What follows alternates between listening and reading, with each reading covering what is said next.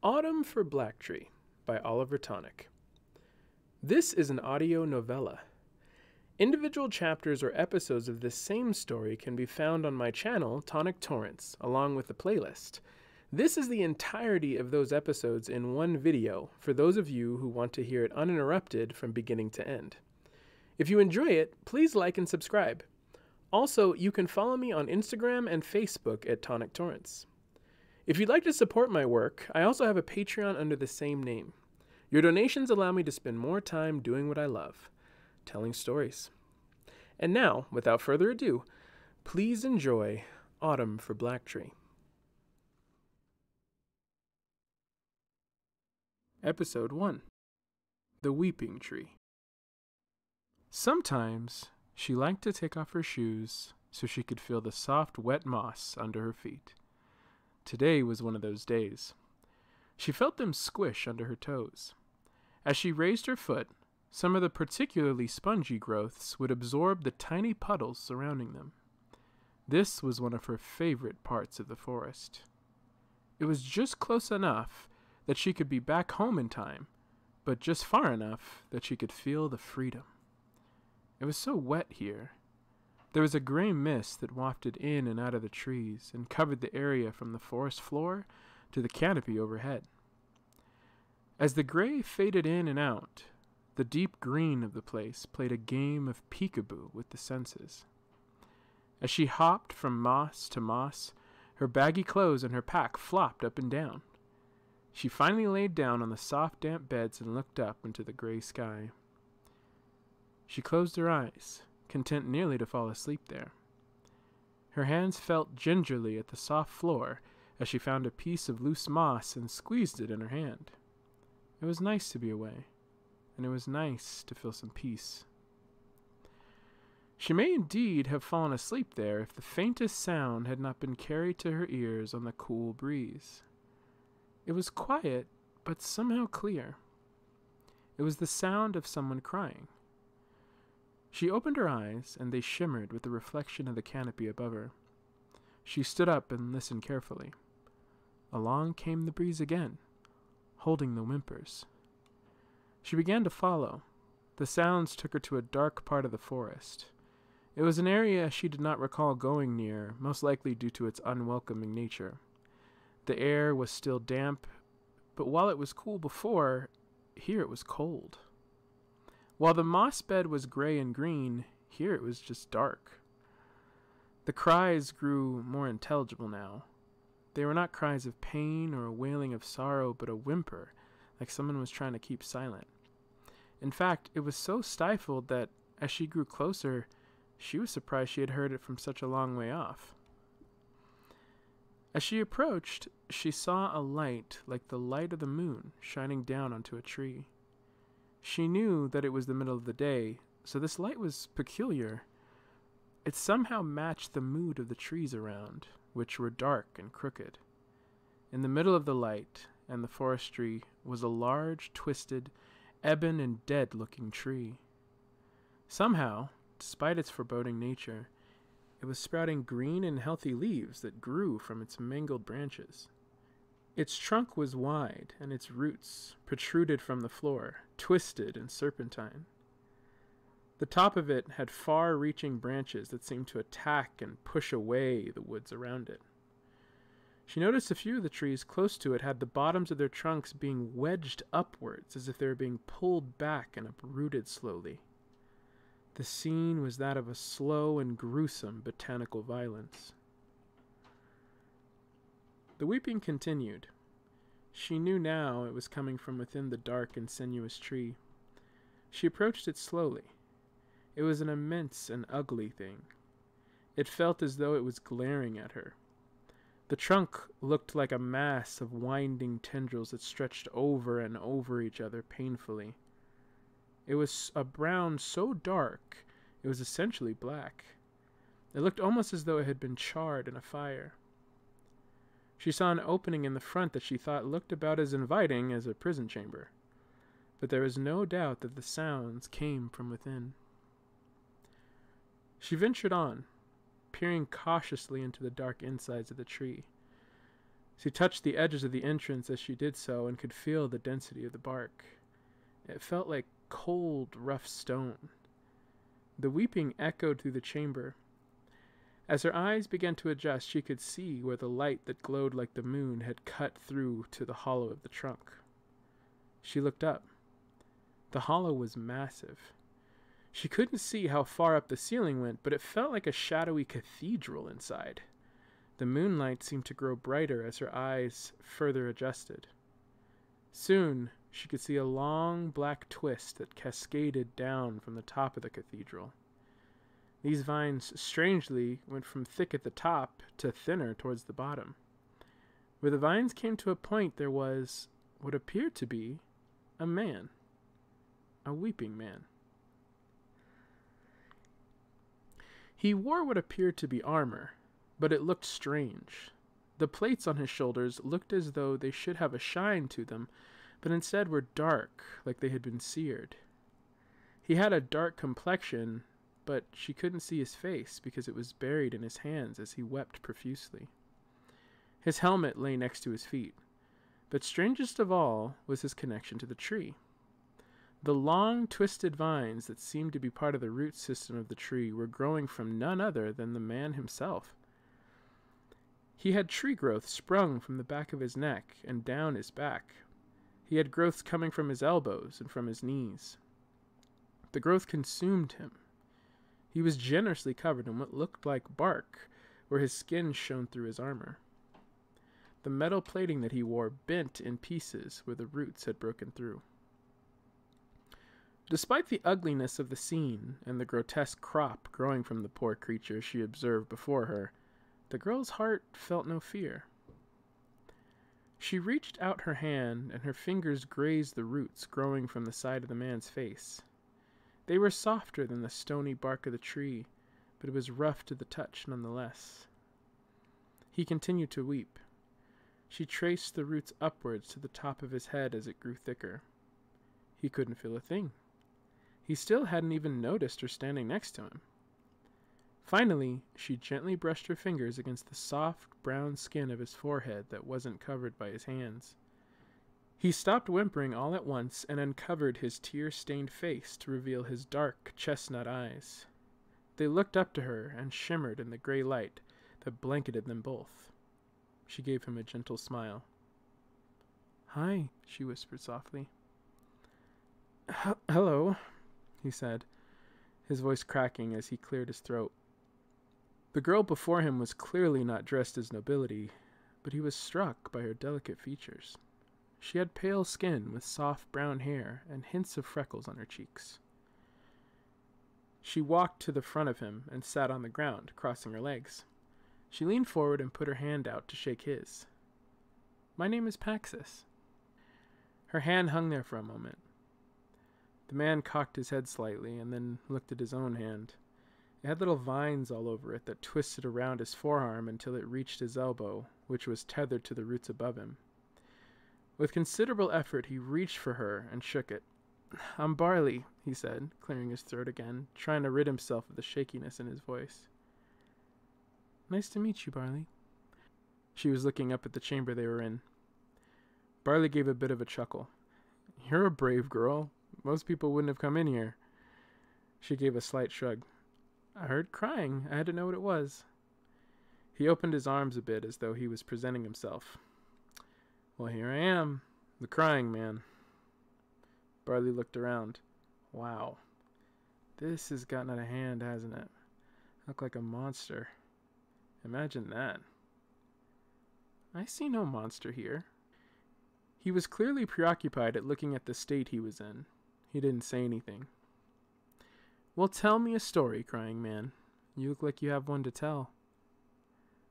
Barley looked at her and gave a quick chuckle with a soft smile.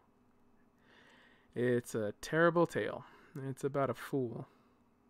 Paxis smiled. "Aren't all the best tales about fools? Stories about people who know everything are boring." Barley slightly cocked his head, the best he could under the circumstances. "You're a different one, aren't you?" "That's what they tell me," she said, but usually in less flattering words. Barley picked up the helmet next to his feet and looked into it thoughtfully before he sighed.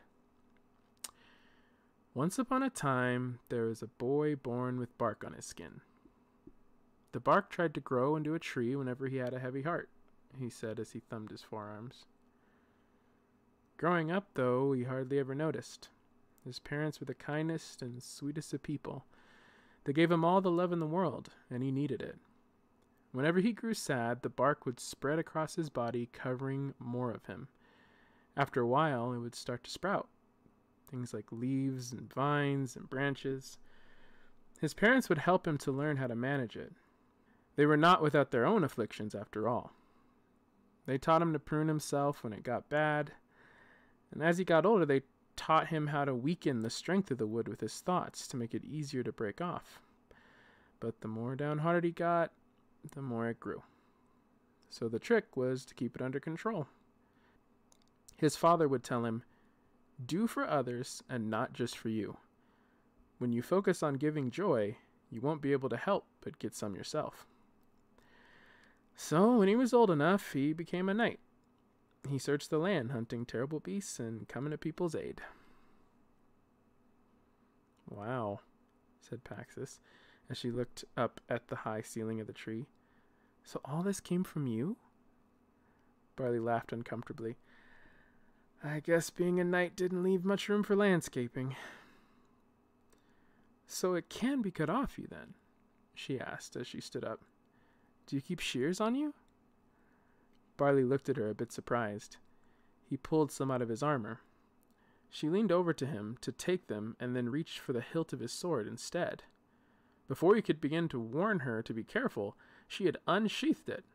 It gleamed in the white light. "We're going to need this first," she said. She reeled back, and with a mighty swing, she hacked at the bulk of the vines growing from the back of his neck that held his head stiff and upright. The sword was sharp, but not sharp enough to cut all the way through. She swung again. This time, his head was freed. Barley had a bewildered look on his face. Eyes wide, he began to rotate his head around. "Good grief, girl! You almost took my head off." Paxis smiled and brushed her soft brown hair out of her face. "As a hangwoman, I prefer not to mix my business with leisure." Barley laughed. "You seem a bit small for an executioner." Paxis raised her eyebrows. "Then you can imagine how good I must be, since I'm their top gal." A bit out of breath, she gestured for him to stand. He complied, his body scraping bark against bark and metal as he did. It was labored, but finally he stood erect. He was large, very large compared to her. It was true that Paxis was a dainty girl, like he said. She looked up at him, tall and broad-shouldered, wrapped in twisted vines. He was certainly a sight to behold. "This is gonna take some work," she said, half to him and half to herself. She cleared her throat and went around his back. "You want to keep telling me your story?" She had a look of determination and focus aimed at the thick black vines on his shoulder blades. "You really don't have to do this," he said. "Of course I don't have to, but I want to." She raised the sword up again. "Really, honestly, I can do the rest." She had the sword lifted over her head. It was heavy for her. She looked as though she was so top-heavy that she would fall back before she could shift her weight and swing down. Yet she paused in this awkward position to give him a look. Barley smirked. "Stubborn, huh? That old double-edged sword of personality traits." The blade came down with a loud thunk. "I like to hear stories while I work," she said. She took the shears off his person. He had tucked them back underneath his belt buckle, resting on the thigh of each leg. She used them to sever the rogue strands of the vine left from the large cut she had just made. "So the guy hunted monsters for a living. What else do you want to know?" he asked. "How about how he turned into a full-blown tree?" she said, breathing heavily. He grunted as she continued to hack away at him. He said, going over things in his mind. "Okay. So the knight fought many a beast, enough that he began to think he could handle almost anything. One day he came upon a maiden who came to him in a panic. She told him she lived in a village with the problem of an enormous bestial and man-eating boar. This creature was vicious and truly massive. It left trees in its wake as it barreled through the forest. She told him she needed a knight to come and protect them, to slay the creature and bring peace to her people. Barley trailed off and paused for a moment. Paxis was having trouble with a particularly thick portion in the center of his back. "You'll need to wet this blade when I'm done," she said, grunting. "And you'll need an axe in case this happens again." The tree was silent for a moment, and she realized something had gotten to him. She looked up at him and saw his eyes staring off into the distance. "That seems like pretty standard fare for a monster hunter," she said, trying to coax him. "Aren't distressed damsels pleading for help part of the job description?" Barley focused. "It can be," he said, "but this time was different." He sniffed and started again. "He went with her, and he slayed the creature. The battle was arduous and brutal, but he won out in the end. The girl thanked him and was so grateful that she begged him to stay and rest up in her village. She wanted to make sure he was well fed and well compensated for his journey and effort. So he stayed one night there, and then another, and another. Soon he found himself a part-time member of the community, working with her family and keeping up a patrol of her village borders. He was happy. During that time, it was discovered that the man-eating boar had had a drift of piglets. As the piglets were also bloodthirsty like their mother, they had begun eating the livestock in the area. Eventually, they too were hunted by the knight and a few others in the village. One such piglet was found in the maiden's father's barn, hiding from the hunters. She took pity on it and kept it hidden away. She succeeded in raising it in table scraps for a time, but he began to grow. She eventually showed him to the knight. He was apprehensive at first, but he gradually warmed to the idea. He agreed to keep it hidden and help care for it. He just warned her to keep it under control and tame it. They both thought maybe one day it could end up acting as a guardian of her people rather than a menace like its mother before. Paxis was listening intently. She was down on his calves now, cutting away the last thick portions connected to him. Barley cleared his throat and stretched his newly freed arms and rolled his newly freed shoulders.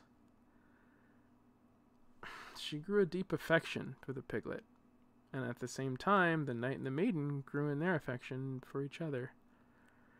A secret had bonded them in a way. Together, they... He cleared his throat.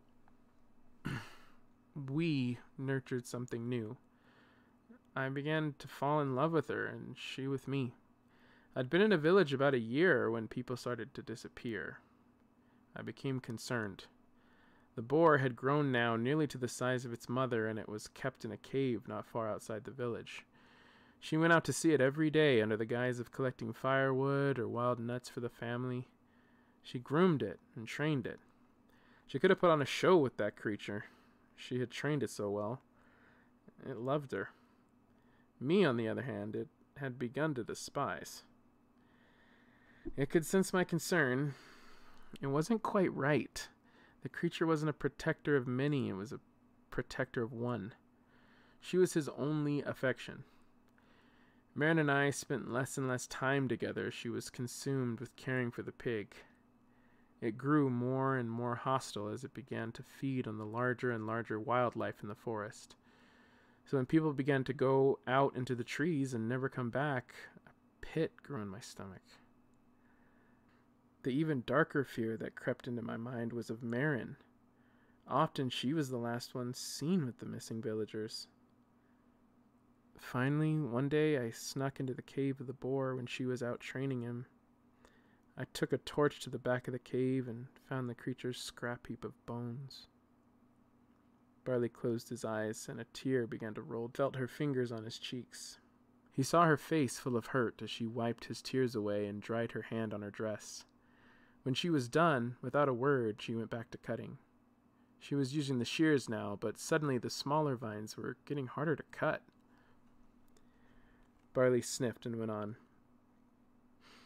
I wept there, on my knees in front of the pile of bones, When I turned around to leave, she was there. My torch lit up her face, and her pet stood next to her, snarling. She whispered she was sorry to me. Then she turned away. Her boar came at me with a ferocity I had not even seen in its mother before him. I was wounded. My initial shock overcame my abilities as the beast gored me. When I finally came to my senses, the battle was short-lived. Though powerful, the creature was young and inexperienced. Mirren watched in horror as I struck the fatal blow. She rushed to its aid and wept over it as it bled all over the cave floor. Paxis watched the vines become hardened points at his elbows and knees. The vines grew subtly over him like black and green veins. She stopped shearing. I walked away from her and out of the cave. I didn't look back. That was the day I learned what the true nature of a monster could really be. Paxis stepped out from behind the knight. She looked at him as she clutched the shears. "I think he's free now," she said softly. Barley looked up and saw that no part of him was tethered now. He looked down at himself and lifted his arms. The weight that hindered him before was gone, and he felt so light he nearly thought he could fly. He began to stretch and turn around, dancing a bit to enjoy his levity. "You are truly a gift, Paxis." She handed him back his shears and sword. "It was nothing. I couldn't leave you like this." "On the contrary, you certainly could have," said Barley. "And I'm indebted to you." Paxis laughed and shook her head. "Please, this was an act of kindness and not a trade." "I implore you, ma'am. I'm a traveling knight. I aim to assist where I can. Surely I must assist the ones who assist me." Paxis gave a soft smile. Then her face turned to pondering. "I don't live too far from here. My land does have its issues, but I am simply a servant girl and an aide to the queen and king." "Forgive my saying so," said Barley, "but I am not indebted to your king or your queen." Barley put his hand on his hip. "I also know the look in the eyes of someone with trouble surrounding them." Paxis smirked. "You sound like a vendor at the market. Don't we all have trouble surrounding us?" Barley raised his eyebrows with a smile. "Sure, but unlike a vendor who wants to dig into your pockets, I make a free and formal oath to you. Where you go, I will go, and what you need, I will hazard myself to achieve for you." Paxis looked into his eyes. It was clear he would not take no for an answer. She turned and headed for the mouth of the tree hollow. She stopped and looked back at him. "Well, the first place I'm going is outside. I'm fine with your oath, as long as it gets you out of this miserable place." Barley nodded and followed with an expression of satisfaction on his face. Paxis turned around and shook her head. She walked toward the light of the exit with a knight in her wake, and an adventure to the fore that a girl like her could have never planned.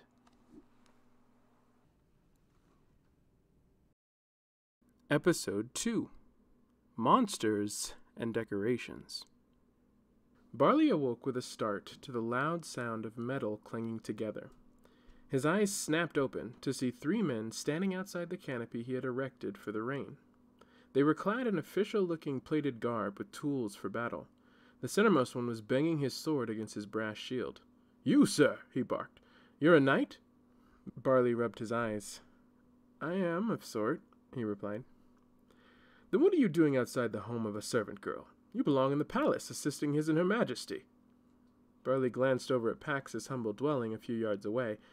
It was a small but sturdy cottage, little bigger than the bed that it housed. He couldn't tell for sure, but it appeared empty. He figured she had left to tend to her duties for the day. They had arrived in the early evening, and when he saw her small home, he insisted he did not put her out. So rather he chose to sleep outside, as he often did on his village quests. He had slept there overnight.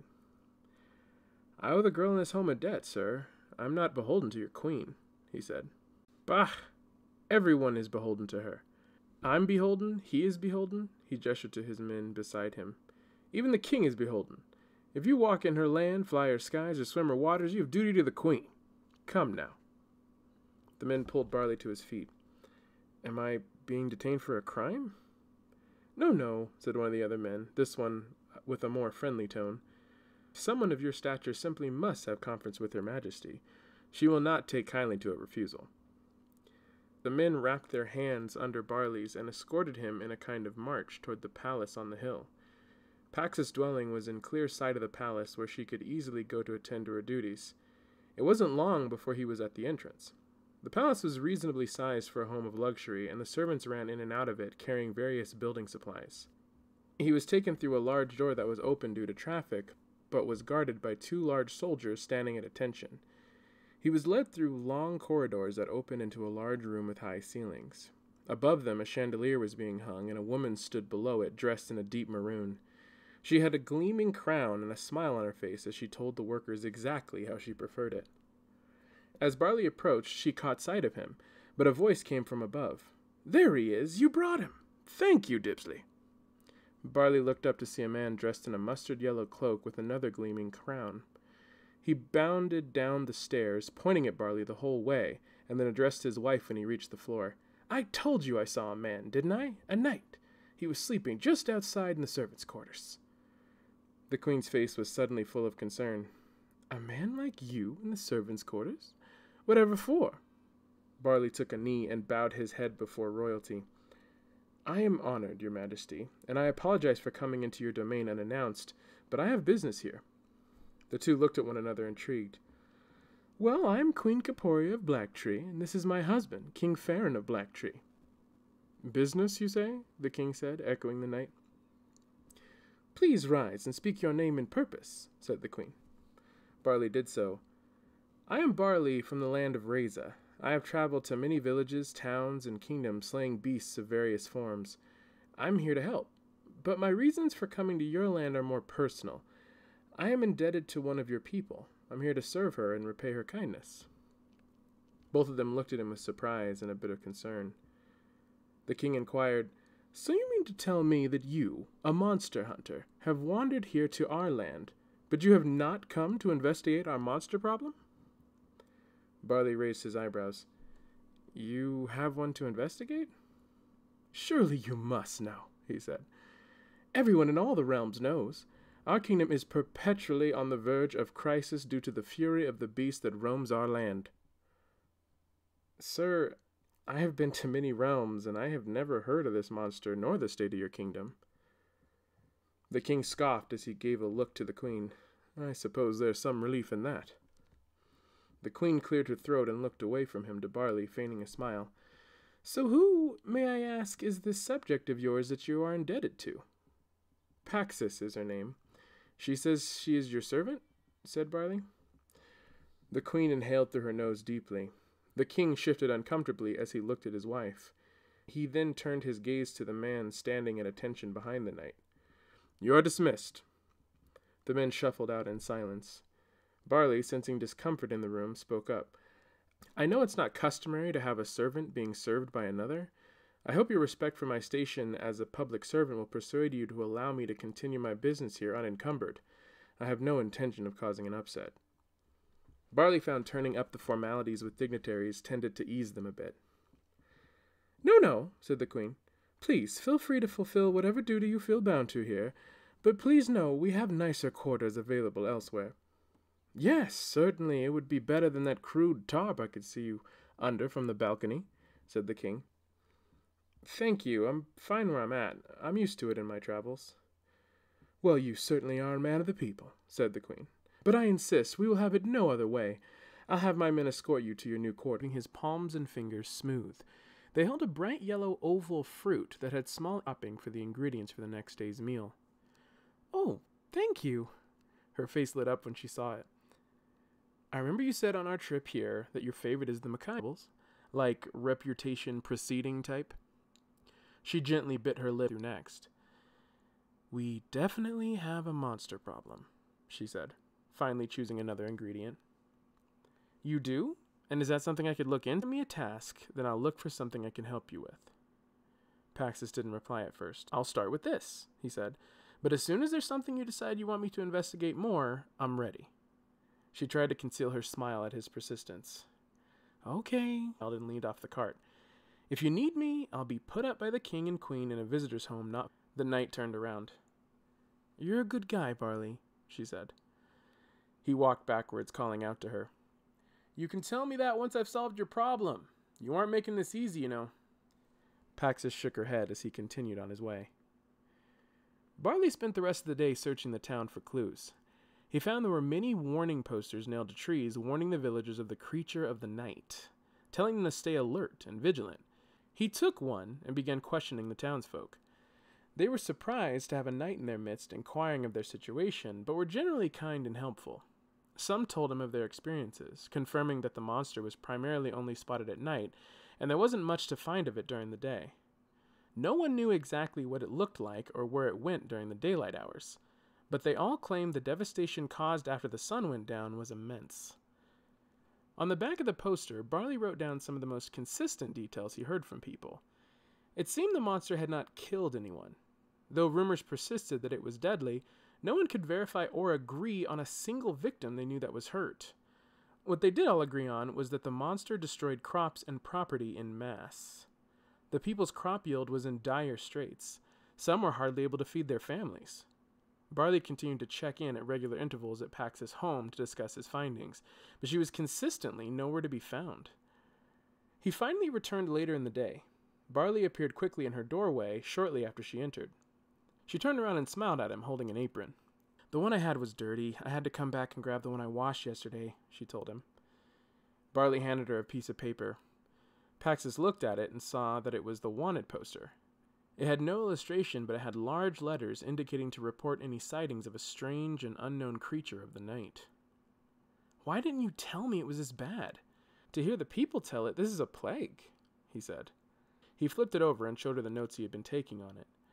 Paxis studied it a moment. "Conducting interviews, I see," she said, handing it back. She began gathering a few more things around her home. "The king and the queen seem fairly concerned about this. Isn't this something you need help with? Your people are starving, for God's sake." "With all due respect, Barley, you chose to put yourself in debt to me. I had no desire to have a knight in my charge," she said. Barley sighed and watched her prepare to leave. He looked down at his notes. "Look, your life here doesn't look easy. I feel like I can't walk away from this until it's fixed. Regardless of if you have another problem you need fixing, this seems pressing enough." Paxis was in the doorway and stopped. She was quiet for a moment. Turning to him, she said, "Forgive me. I do not have the words to express where there is a need, but I will not be ungrateful for whatever assistance you choose to lend me." With that, she turned away and headed back towards the palace. That night, after the market had closed and the streets were empty, Barley headed back to his quarters. It was a nice little cottage fitted out with amenities for visitors.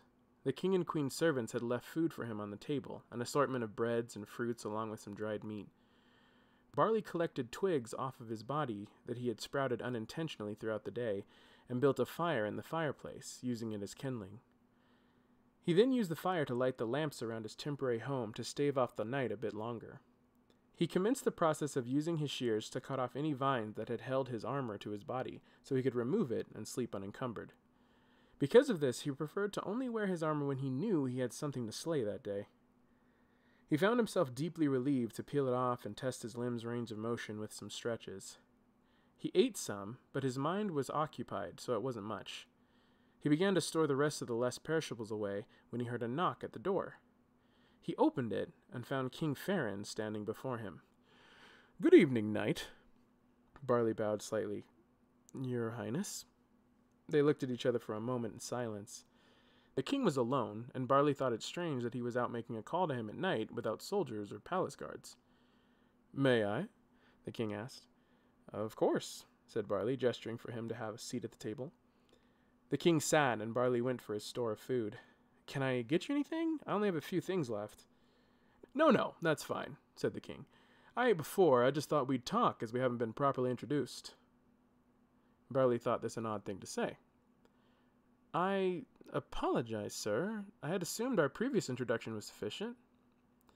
"I can see you've taken an interest in our closest servant girl," he said, ignoring Barley's statement. Barley raised an eyebrow. "I owe her a debt. As I previously had said, she told me a bit of the story. I'm sure a damsel saving you was an attractive reversal for you. She is appealing, is she not?" I suppose she is, Barley said carefully.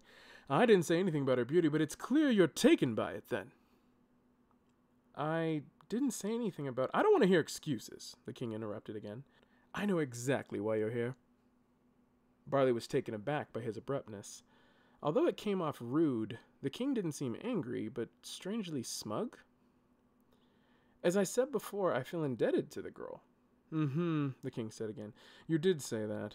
I think you're lying to yourself about your lot in life, about what you want but can't have and can't ever be. I know what it's like. It's easier to live that way. Barley frowned. Sir, I'm afraid I don't understand what you're trying to say. Listen, you're here and I'm here. Let's just talk like men. Okay.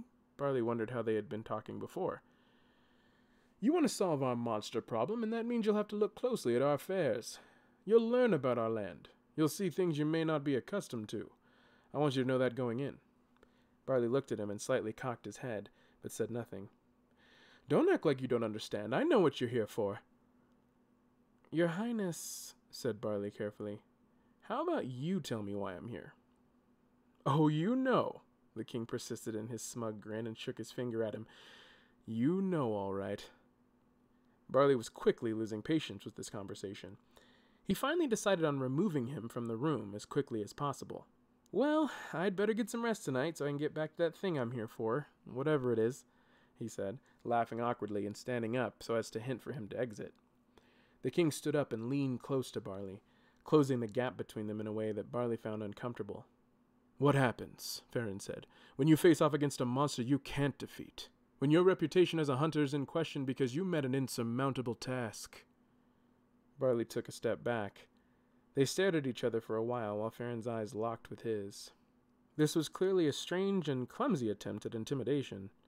He just couldn't quite figure out why. Well, and don't tell me you would know what to do, because you can't. No one can know what the future holds. You can't be ready for everything, the king said, cutting him off again. Barley gritted his teeth. He had handled many types of personalities and people in his life. It was part of his job. But he found this man to be uniquely frustrating and incomprehensible. What exactly did he want him to say? He took a deep breath before he answered, choosing his words carefully. I have a responsibility to the people, just as you do. When unforeseen challenges arise, my responsibility to care for the ones I serve moves me to find a way around my problem, no matter how insurmountable. King Farron looked at him, still close to his face. He was still and silent for some time. Barley couldn't tell exactly what he saw in his eyes, but it looked like frustration. Very well, then, he said finally. Good rest and good hunting, Sir Barley, and may your love for the people guide your quest. The last thing the king said rang disingenuous to Barley as he led him out the door. He watched through the window as the king left, wondering what exactly had transpired between them. He watched as he began to fade into the dark, but before he disappeared, he saw him stop and rub his shoulder awkwardly. As he did, something fell from his sleeve and landed on the path. Then he was gone. After he was sure he was far enough away, Barley stepped out of his cabin. He went to discover what it was and pocketed it in a pouch around his waist. Episode 4. A Curious Crop. The next morning, Barley made his way to the market again. It wasn't long before he noticed commotion in a small group forming near the center of the stands. A man rallied the people, calling for the attention of the crowd. Barley made his way into the crowd to hear better. A warning to all, he cried out. The beast that ruins our fields has struck again. Protect your crops and safeguard your families. The beast has struck again. The man was banging a metal canister and repeating the message again and again. He went from place to place trying to gather them within earshot. Barley looked through the concerned faces and spotted Paxis with her bag of goods. She was taking note of the man like the rest of the crowd. He made his way toward her through the stands. She smiled her glistening smile when she spotted him. No armor today, I see, she said. Barley glanced down at himself. He was wearing simpler, more comfortable clothes. He would have looked just like another villager at the market had it not been for his tree-like appendages and leafy head of hair. Yeah, I find when investigating and interviewing townspeople it puts them a bit more at ease. I'm still piecing clues together, so I figured I'd look a bit less formal. Paxis was looking him up and down as he spoke. His broad shoulders hadn't needed any help from his previous outfit. He had strong arms, and she hadn't quite noticed how charming his eyes were.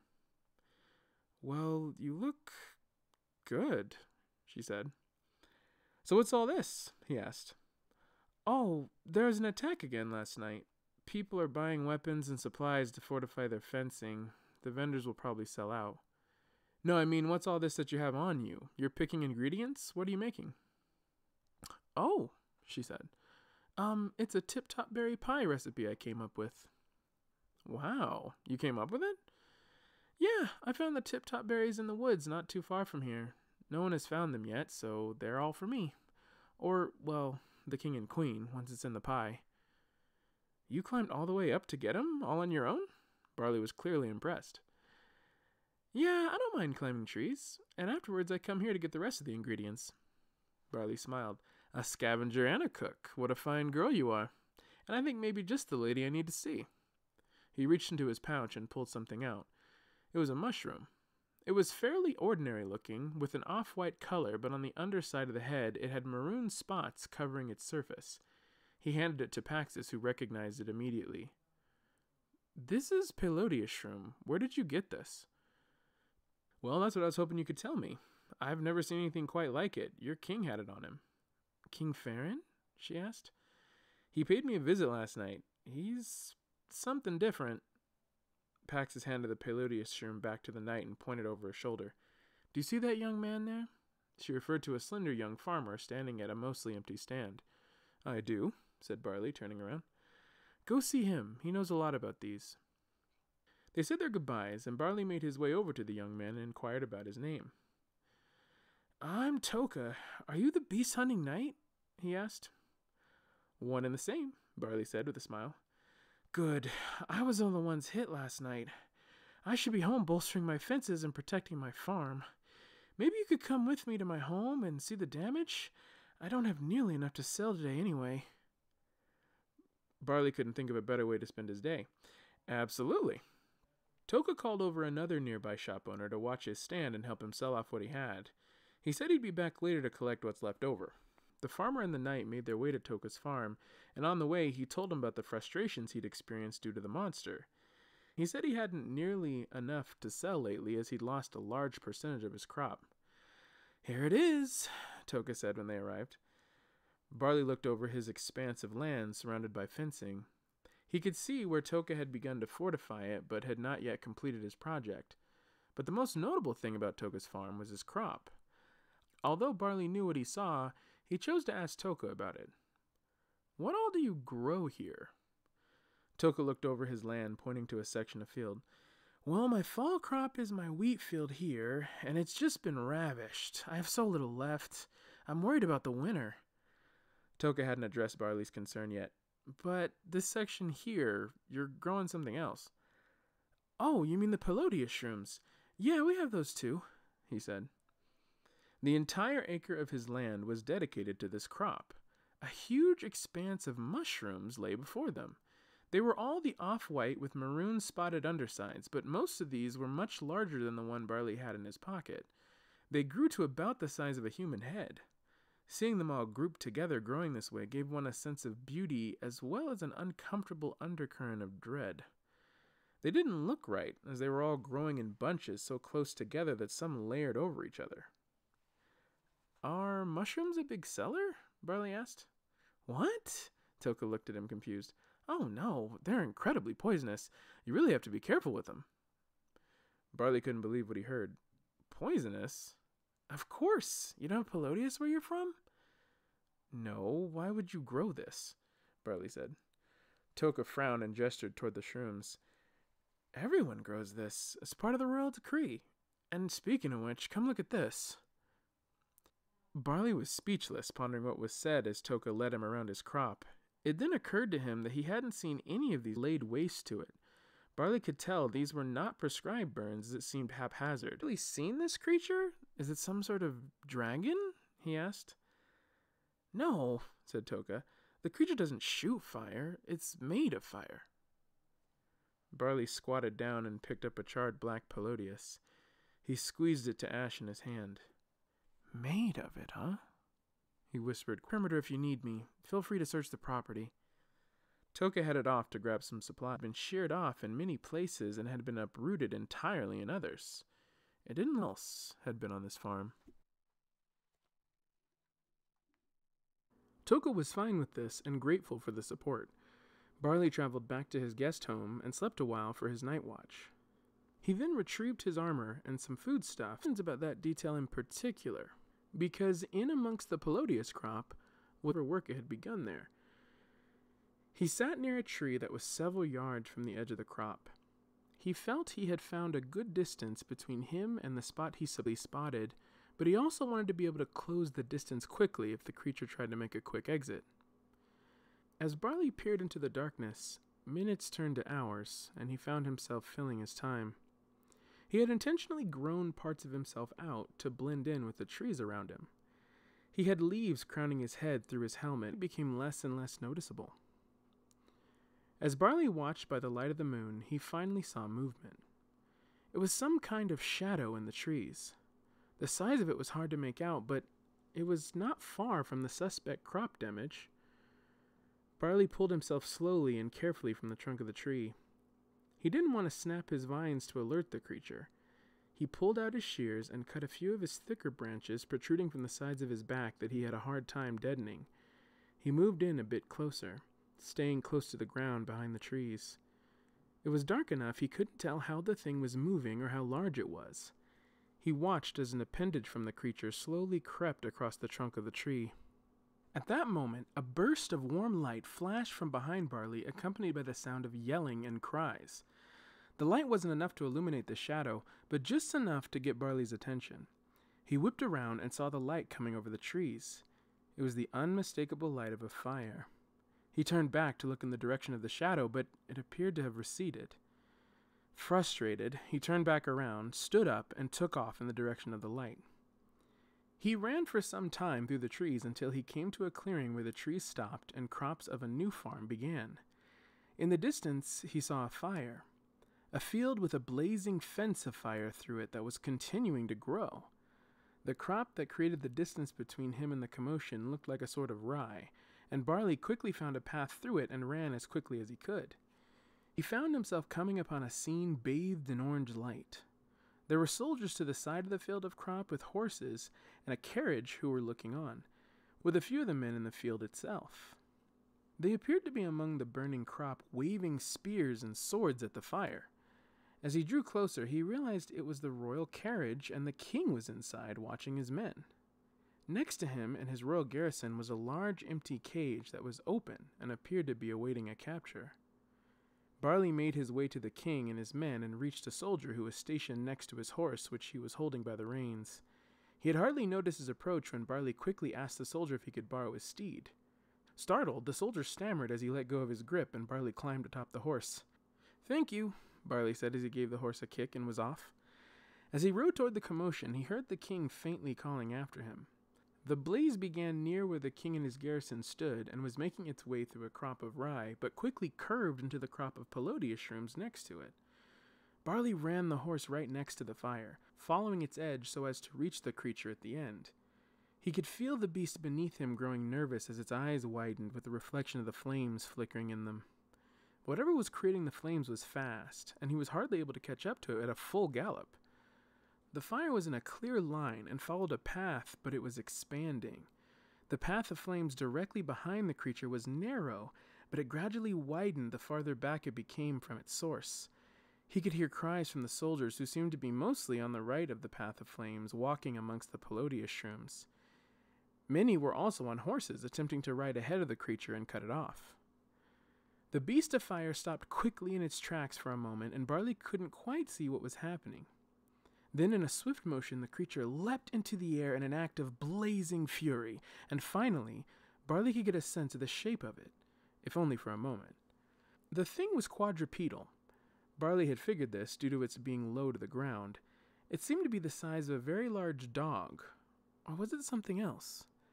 The creature was hurtling through the air at a horse and its rider. The horse kept its stride, and its rider was knocked off of it so quickly it hardly had a chance to react to the sudden loss of weight. The creature pinned the soldier to the ground and jostled him a bit before running off again. The soldier stood up, crying out as he tried to beat the flames from his body. The other men had stopped in their tracks at the sudden act of aggression, but Barley had kept his pace, gaining on the creature. He was finally close enough to see it in the crop as it ran. He had been wrong. It wasn't a dog.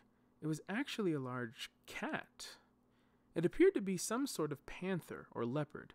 Its flaming muscles rippled as it ran through the mushrooms, and its burning claws tore into the soft dirt. The mushrooms seared around it as it shot towards the edge of the crop where the new trees began. It was no use. No matter how fast he rode, the flaming cat was faster. It leapt into the trees and into the darkness. The glow of the fire grew faint until it was extinguished. Barley reached the woodland edge and gazed between the trees from atop the horse, but there was nothing he could see. The crop, still on fire behind him, cast dancing shadows on the trees before him.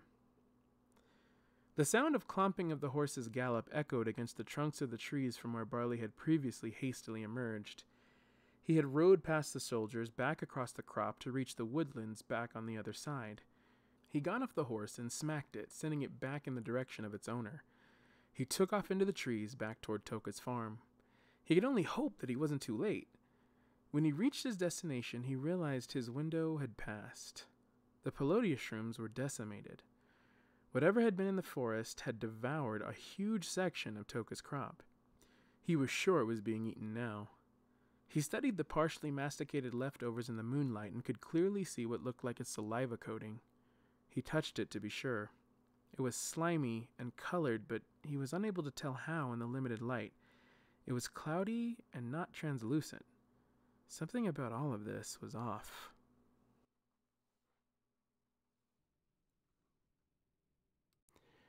Episode 6. Something in the Air. First thing in the morning, Barley readied himself to go to the palace. He dressed in his night garb for official business and made his way to the entrance, past the guards and into the royal quarters.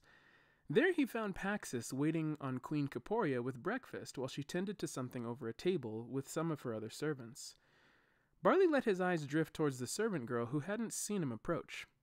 He always thought Paxis looked so beautiful, even in the simple clothes that she always wore. The queen's back was turned to him, so Barley kneeled and spoke. "Your Highness, I have a report." The queen turned to look at him and smiled. So did Paxis. "Speak, Barley Knight." Barley rose. "Forgive my intrusion, madam. I just wanted to—" He trailed off as he saw what was on the table. It was another strange scarecrow, like the one he'd seen at Toka's farm. The servants were fastening it to a post while flowers lay all around it. "I'm sorry," he said, "but may I ask what this is?" The queen's eyebrows lifted in surprise as she looked back at her work. "Oh, this? These are our party favors." She picked up some flowers and petals and rubbed them gently between her fingers. "We're having a ball and inviting several dignitaries from nearby lands to attend. As we're hosting, we're giving out party favors for them to take back with them." Barley was confused. He thought it seemed a very large and strange gift of any kind, much less one to present to dignitaries at a ball. "I noticed these at a couple of your farms already," he said. The queen smiled. "Well, you of all people would know how much we need to do some scaring around here." Barley stroked his chin. "Right. Actually, that's why I'm here. I did a bit of scouting last night." "Ah, yes. My husband already told me about how you tried to assist them last night. That dastardly thing. Whatever will we do with it? The poor people are being starved out." "Yeah, it's something to see," said Barley. "But I'm actually concerned you may have 2 monsters roaming your land."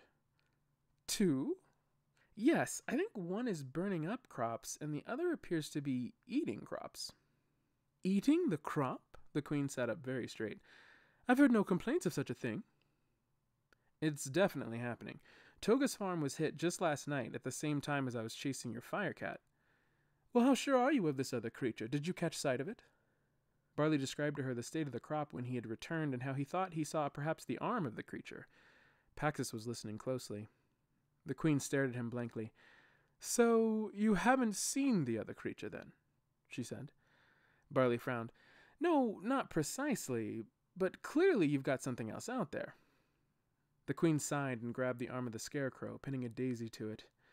I don't know what to tell you. The people claim they are distressed by a monster of fire that burns the fields. I suggest you focus on what you actually saw. Barley's eyebrows furrowed. Paxis cleared her throat and spoke up. I'm interested in whatever else you've found. That sounds strange, Barley. Maybe you could take a deeper look. Her eyes turned to the queen. From me. The queen scoffed and looked back at Barley with a smirk. But of course, if it is the will of your savior, she said as she turned around on the bench and got back to tending her project. Barley looked at the back of her head and then looked at Paxis, who had a tea tray in her hand and was smiling brightly at him. Barley smiled back and shook his head. Enjoy your day, Your Highness, he said. He turned around and left the room. For the rest of the day and the next few, Barley spent his time visiting the residents' farms. He was searching to see if he could sort out any kind of pattern. If the beasts lived in the forest around the farms, perhaps he could find a general exit point. Maybe a grouping of trees where either of the creatures could be exiting from. If he could find that, he may be able to find a den. The problem was there wasn't any sort of pattern that way. This seemed strange to him. In his experience, monsters with the mind of a beast would ordinarily operate on instinct, in which case they would have a specific area that they would consider their territory and carry on business as usual in their minds. They may be tormenting the locals, but they likely didn't realize that. What was odd about the crop damage was it wasn't localized at all. He saw that many of the farms seemed to be being attacked regularly and almost evenly, and some were very spaced apart. The few consistencies that he could find, though, were very notable. It seemed that each farm that was burned was also eaten from. He also found that it appeared the firecat always started in a food crop, and then the burn marks always made their way into each farm's mushroom crop. The eaten portions of the mushrooms were severely reduced at times due to how much the firecat had burned. The strangest thing he found, though, was the people's reaction to the Pelodius mushrooms. He spent a lot of time in the market talking to villagers and trying to figure out the strange custom of cultivating a poisonous crop without market value. No one could tell him a medicinal use for it or even a use as a pesticide. Everyone just had them and were proud of their produce. They saw it as a civic duty, as though they were contributing to the community somehow. Although a few commented on their beauty as a reason for having them, most all parroted the same line that Toka did, that it was by royal decree. He asked a few of the farmers that were victimized about their crop of mushrooms being eaten. He could never quite get a straight answer on that. No one would totally acknowledge what he was referring to. Often they would cite the fire monster and lament its devastation, but when he referred to anything actually coming by and turning what's left of the mushrooms to mulch, they seemed to not understand what he was talking about. The last detail that concerned him, but was not really his priority, were the strange scarecrows. He realized they were not an isolated occurrence. Every single farm with a crop of mushrooms had amongst it a mushroom scarecrow baking in the sun. It was always generally centralized amongst the crop and not normally decorated in the fancy way the queen had been working on. When he asked about them, the locals said they received them when starting their crop each season and it was supplied by the royal family. He learned they wear out, with the plumpness of the body eventually withering into a dried husk. For scaring purposes, this didn't seem so bad to Barley, but they said the king and queen insisted they stayed looking pristine to match the aesthetic of the land. It was a mark of the town, after all, and they didn't want it falling into disrepair. Barley had never heard of a custom so odd. On the third night, Barley slept soundly on his bed when he suddenly began to cough. It was light at first until it built into a coughing fit that eventually woke him up. His eyes snapped open to the light of the moon streaming in his window. He tried to take a deep breath, but it was useless. He felt like he was choking on something. It felt like smoke in his lungs and it burned his nose. He waved his hands in the air and scrambled to locate the source. He rolled out of his bed and fell to the ground. He got up and ran to his front door to see if something was going on outside. There was nothing. It was so bad, he half expected a bonfire of hair or something to be happening right outside his door. It occurred to him that although it felt something like smoke, he couldn't see any, and it didn't smell like smoke. Whatever it was seemed worse when the door was open, so he slammed it shut and scrambled to his window and shuttered it closed. He found every open or cracked window in the cottage and fastened it shut. He found himself breathing through his night attire, holding the cloth of his shirt to his nose and mouth to create a desperate makeshift gas mask. He sat in the middle of the room in the dark, breathing as slowly as he could so as not to start up a coughing fit again. He worried he wouldn't be able to catch his breath again in this air if he did. Gradually, it became easier to breathe, and he allowed himself to cough into his shirt. It felt wet. Barley was concerned he may have coughed blood. He rushed to a lantern and lit it with some flint. In the glow, he could see his white shirt was slightly stained with something, but it wasn't red. He drew the cloth and light closer and saw a shade of green. It was a watery liquid substance that had come from his mouth that had marked his shirt with a light forest green. He coughed again and found his hand came up clean. In fact, he could breathe clearly now. He went to the window near his bed and cracked it, letting in a stream of moonlight. In came fresh air, like nothing at all had happened. Episode 7. The Nature of Love and Fire. When the sun was high in the sky the next day, Paxis sat at the top of a hill near the center of the village. Her arms were folded over her legs as she pressed her knees to her chest. The wind blew through her hair, and she closed her eyes and breathed in the fresh air. Barley came up the hill behind her and was surprised to see her. "What are you up to?" he asked. She kept her eyes closed and smiled at the sound of his voice reaching her ears. She was beginning to grow fond of it. It was boyish yet strong, and it somehow warmed her inside. "I like to come up here sometimes when I get some free time," she said. "I like to watch the kids play and the animals graze. It's nice." He sat himself next to her, laying his sword next to him. He looked out and squinted at the little figures in the village below. "I came up here scouting to get a vantage point. I'm trying to locate some hiding places for our mushroom-loving friends." He pointed down into the valley. "The forestation over there is an option. It's thick enough that at least the Firecat could have a home in there. Their homes would have to be close for either of them to find their way so close to the central part of the town before being spotted, not to mention getting away before the king's men came to get them." Pax's eyes were open now, looking at where he was pointing. She nodded. Barley looked at her, watching her hair blow in the wind. He squinted in the breeze. "You've got a weird town." Paxis scoffed and buried her head beneath her folded arms. "Tell me about it."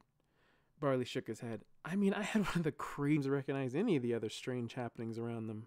How long has the green cough been going on?" "As long as I can remember," she said. "I have no idea what it is. I can't figure it out. All I know is I'm the only one who coughs that stuff up at night when it happens. Look down there. Do you see that?" She pointed to a patch of land in the distance with a fencing up from the off-white field. His heart sank. "What in the world?" "I can't tell you a thing about how this place works. I've seen livestock die from eating the mushrooms, and then people just bury them under the same crop as fertilizer." Barley grimaced. Paxis put her legs and arms up to her chest again, resting her nose on her forearms with her eyes watching the people. He could see her eyes glisten with tears. They were quiet on the hill for a bit. "Do you like the king and queen?" Barley asked. "No." "Not at all?" "No," she said again more flatly. "No," she said. Barley leaned back on his hands and watched the breeze toss her light brown hair. "Thank you for your honesty." The wind blew past them, and he could hear the gusts of air trying to whistle as they were caught in his ears. Rest on Barley's arm. Later that day, after doing a bit by Dibsley, "King Farron requests your company this evening at the palace dining hall." Barley was caught off guard by the request as he was just beginning to ready himself to wine. His ongoing search had left him leaving the house each day ready to follow a lead at a moment's notice. "Well, thank you," said Barley. "Lead the way, sir." They made their way to the palace and through the gates. They went up some stairs until they reached the dining hall where Farron was pouring a glass of wine. He looked up and saw him. "Hello! Please, come sit." It was just small talk at first. The king sat and they chatted about their respective days. Could force a new conversation topic. A door opened. They both turned to see Queen Caporia loosely around her palm. "Oh, hello, boys. I didn't mean to interrupt. I was just heading—" Barley was telling me about his search and how lovely he thinks our town is. Caporia gave more to tend to in the morning, especially with him doubling the work for himself. She shook her head. "A second monster. You are a zealous one." King Farron chuckled as she made her way up a staircase adjacent the dining room table. It headed up along a wall to a series of rooms. Barley assumed one must be the bedroom. The queen gently held up her gown until she reached the top of the stairs. "Good night, Barley, and don't be long, honey." "I'll be along soon," he said as she disappeared into one of the rooms. He stared at Barley with a lopsided grin. Suddenly the knight felt that the mood was uncomfortable. He adjusted a bit in his chair. "Love is a strange thing, isn't it?" said the king. Barley matched the king's gaze. He could already tell this was the start of another of his trademark frustrating conversations. "You open up your heart to someone and you can only hope that they don't run you right through," he continued. "It's against all the rules of battle and self-preservation." Barley cleared his throat. "Well, some would say that's the beautiful thing about it. It's not to be held up against rules like that." "But dangerous all the same," said the king, holding his wine goblet in his hand. He brought it to his lips slowly and took a sip. While they had been chatting, one of the servants had lit a fire in the fireplace. It had been crackling as it helped stave off the cool night air creeping in through the cold stone walls of the palace.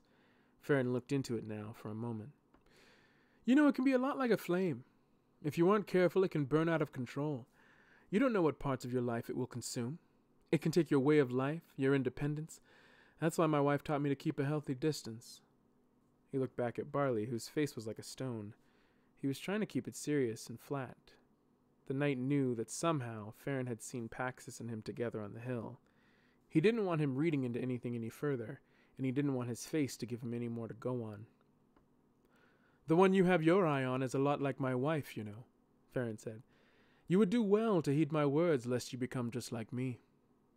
He rubbed his finger around the rim of his goblet. "When I was first married, I was all flowers and gifts. I wanted to spend every moment with my new bride.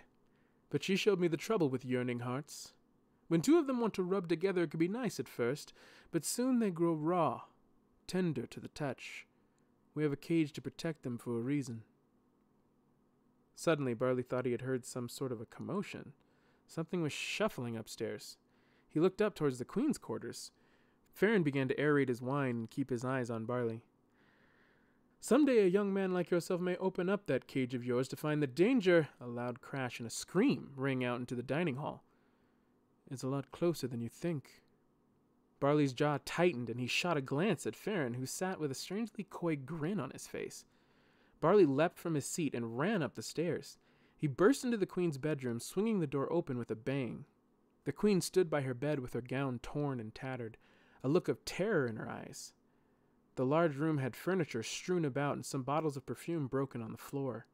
Caporia pointed to the large balcony overlooking the valley. The doors were swung open and the curtains in front of it were torn as they waved about in the evening breeze. They looked as though they were reaching out but were unable to catch whatever had crashed through them. It was as though they wanted revenge on whatever nearly ripped them from their hinges and dragged them into the night. Barley wasn't terribly far below him. In the darkness he could see parts of it were smoldering. Travel partially down the tree, followed by broken branches that were host to small smoldering fires at the base of its trunk. "This is impossible," he thought. "Why would it be here? What was going on?" He turned back toward the queen and put his arms on her tattered shoulders. Profusely, "It came out of nowhere," she sobbed, slipping from his hands to the floor. Stairs as quickly as he could. He ran through the dining hall, swiping his bag as he went. He headed down to the singed footprints in the dead leaves on the ground. Little embers glowed faintly. So much simpler to find something that caught fire the way the beast did. But it left no trace in the day aside from the destruction it left behind. Finally, a soft glow with its body sinking below its shoulder blades as it heaved. He could feel the heat from the cat increase as he quietly closed the distance between them. He had almost reached a tree branch. Barley cursed himself. It was an amateur mistake not to leave a bag this large up in a tree or a safe spot before pursuing a bounty, but he'd been so caught up.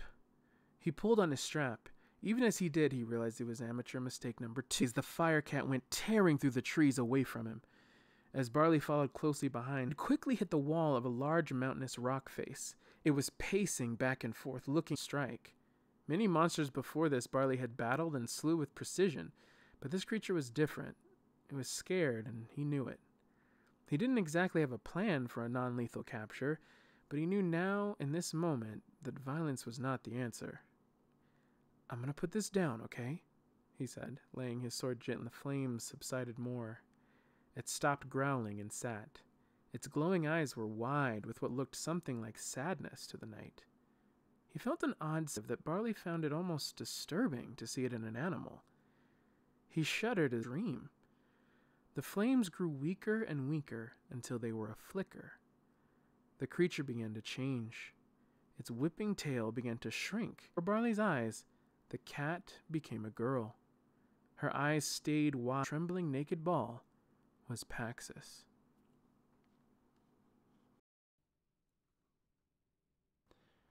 Episode 8. Commodity of a Broken Dream. Barley turned from her and reached into his bag. He pulled out his blanket along with his change of clothes.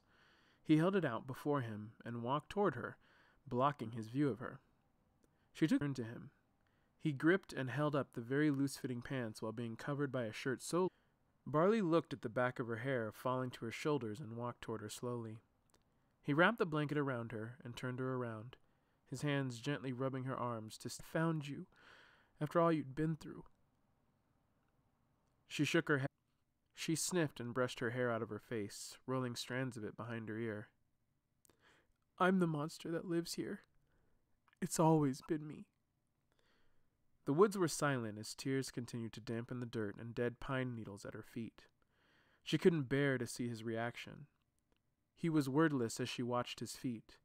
She felt Barley's finger under her chin as he raised her eyes to meet his. I see no monster here, he said. She looked into his warm brown eyes and couldn't see an ounce of doubt in them.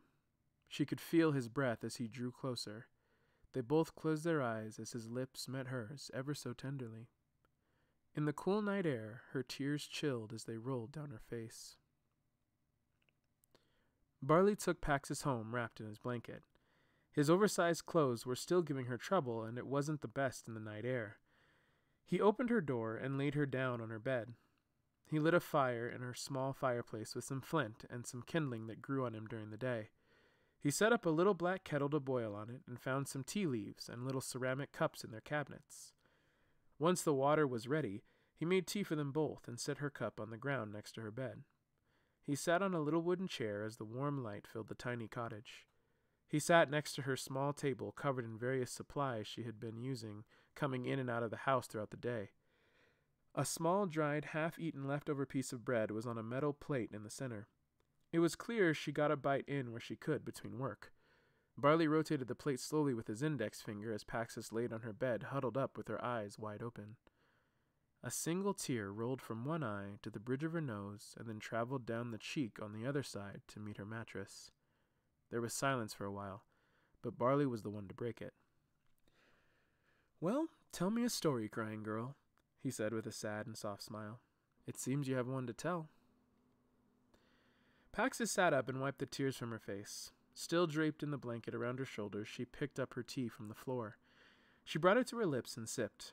The warm steam rolled up her face. She brought the cup to her lap and let it warm her hands. She sniffed and spoke with a voice still nasally. Well, I should probably start by saying I'm the Queen's daughter. Barley's hand dropped next to his cup and smacked the table with a thud. No way! Paxis laughed as she rubbed her nose with her forearm. Yeah, I know. It's weird. I hardly believe it myself sometimes. But you're a servant, he said. Then, as if to immediately contradict himself, he cried, But you're a princess! Paxis smiled. You make it sound so glamorous. Well, it's not when you're also a servant. He paused. But wait, you said just the Queen. Farron isn't your father? No. She took a deep breath. Okay. Once upon a time, there was a girl in Blacktree who... No. Skip my whole bedtime story thing. Just start from the top, he said. She giggled a bit. The moisture that had been keeping her eyelashes clinging together was slowly disappearing. Okay, she said, again with a deep breath. My mother had a lot of kids. So did my real father. I'm not the youngest, but I'm close. Most of my siblings don't live in the kingdom anymore. My mother had several kings before Farron. She had many children with them, too. I guess you could say my story started when she was fed up with one of her former partners, King Octo. I don't know exactly what he had been doing to displease her. I've heard a lot of different stories. But regardless of what happened, he no longer was making her happy. He had amounted power and stature in the land after their many years together. This was a problem for her plan to get rid of him, so she concocted an idea to reach out to a nation not far off. She knew the king there was a mighty man. The land he ruled was called Onan, and it was a large kingdom with a lot of wealth due to his plunder of cities. The king's name was Makkah, and he had made much of his riches by taking sides in the conflicts of other nations. He had a large army ready to amass a defense against any warring nation for a price, and he was a master strategist to boot. Makkah of Onan was perfect for what my mother had in mind. She requested his services and led a war against her own nation. A schism was created amongst the royal guard, the soldiers, and the people, some on the side of Kaporia and some for Octo. But with his forces split in half and the powers of King Makkah and his men on her side, she took back most of Blacktree.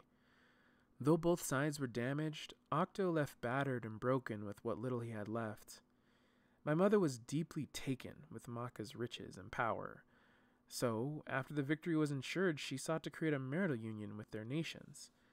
The king was taken by her looks, but was off-put by her ways. He had no intention of follow-through with a union, and he made that clear. Keenly aware of this, Kaporia got as close to him as she could, and became pregnant with me. I was born as a presentation to King Makkah, as a bright and new Blacktree and Onan united kingdom. My father was appalled, but my position with him was not unlike my position with my mother. My dad is in love with his way of life. He always has been. Children never change that. And so, I was left in Blacktree, as a princess of a kingdom that never was. And it was clear he wanted her to continue. Did he ever come back for you? It's kind of a long story. I guess the short answer is no. Barley. Sure, she said. They are all over. Yeah, my mother doesn't raise her children in the conventional way. I'd say she doesn't. Paxis cleared her throat. He's the youngest, and I'm just above him. No, you're right. You're absolutely right, said Paxis. He's not the easiest prize now, as if to see the past as she knew it. My mother was in need of a new man after Octo and Makkah didn't work out. She found Farron not long after. He's been my father figure for essentially as long as I can remember. They had Toga when I was only a few years old. Said Barley. I'm sorry, continue. Oh, Paxis raised an eyebrow as she reflected. Right, so my other siblings are leaders of break-off or friendly nations of Blacktree. No, that's not the Queen's way. And how's that? Paxis sighed. So my mother teaches all of us to be farmers. It's the tradition. She doesn't just teach us, though. She has us work the field and live in it. As soon as it's possible, we're moved out of the palace and into our own home on our own plot of land, and we cultivate it just like the people do. And once we've done our time, or she feels we've mastered the right way to farm, she gives us her blessing and sends us off with the royal benefaction. What is the royal benefaction? He asked. Paxis shrugged. It's strange and complicated, and honestly I don't know what it is exactly. I just know I'm not getting it, and that's fine with me. Barley gave another half smile. Why is that? Well, as you can see, I'm no farmer, she said, gesturing to her home, so there's slim chance of me mastering it at any time soon. Plus, her definition of mastering isn't really my cup of tea. What does it involve? Her forehead furrowed. Well, that leads me into the whole fire monster and crops thing, which you haven't asked me about even once, by the way. Barley took a sip of his tea and swallowed, then gave her a sly smile. I had figured we'd get there eventually. Paxis grinned. You really aren't disturbed by all this? Barley's eyelids lowered. I've seen a lot of things. Paxis took a sip of her tea. None of the kids really like it at first. Of course, no one wants to get kicked out of their own home. Becoming a landowner as a preteen isn't a lot of fun either, even if a lot of the things are being taken care of for you.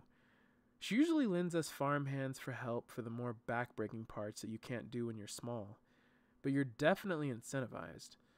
Eventually, she cuts off all food from the palace, and all your food has to come from the crop or the market where you sell it.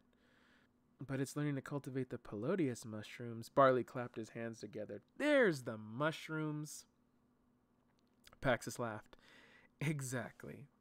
Those awful, accursed things. All of the kids fight them. They are deadly and pointless. Yet my mother insists that they are planted. And honestly, we never really plant them. There's no seeds sown. They just kind of appear, and we're required to manage them. But they are a nightmare to cultivate.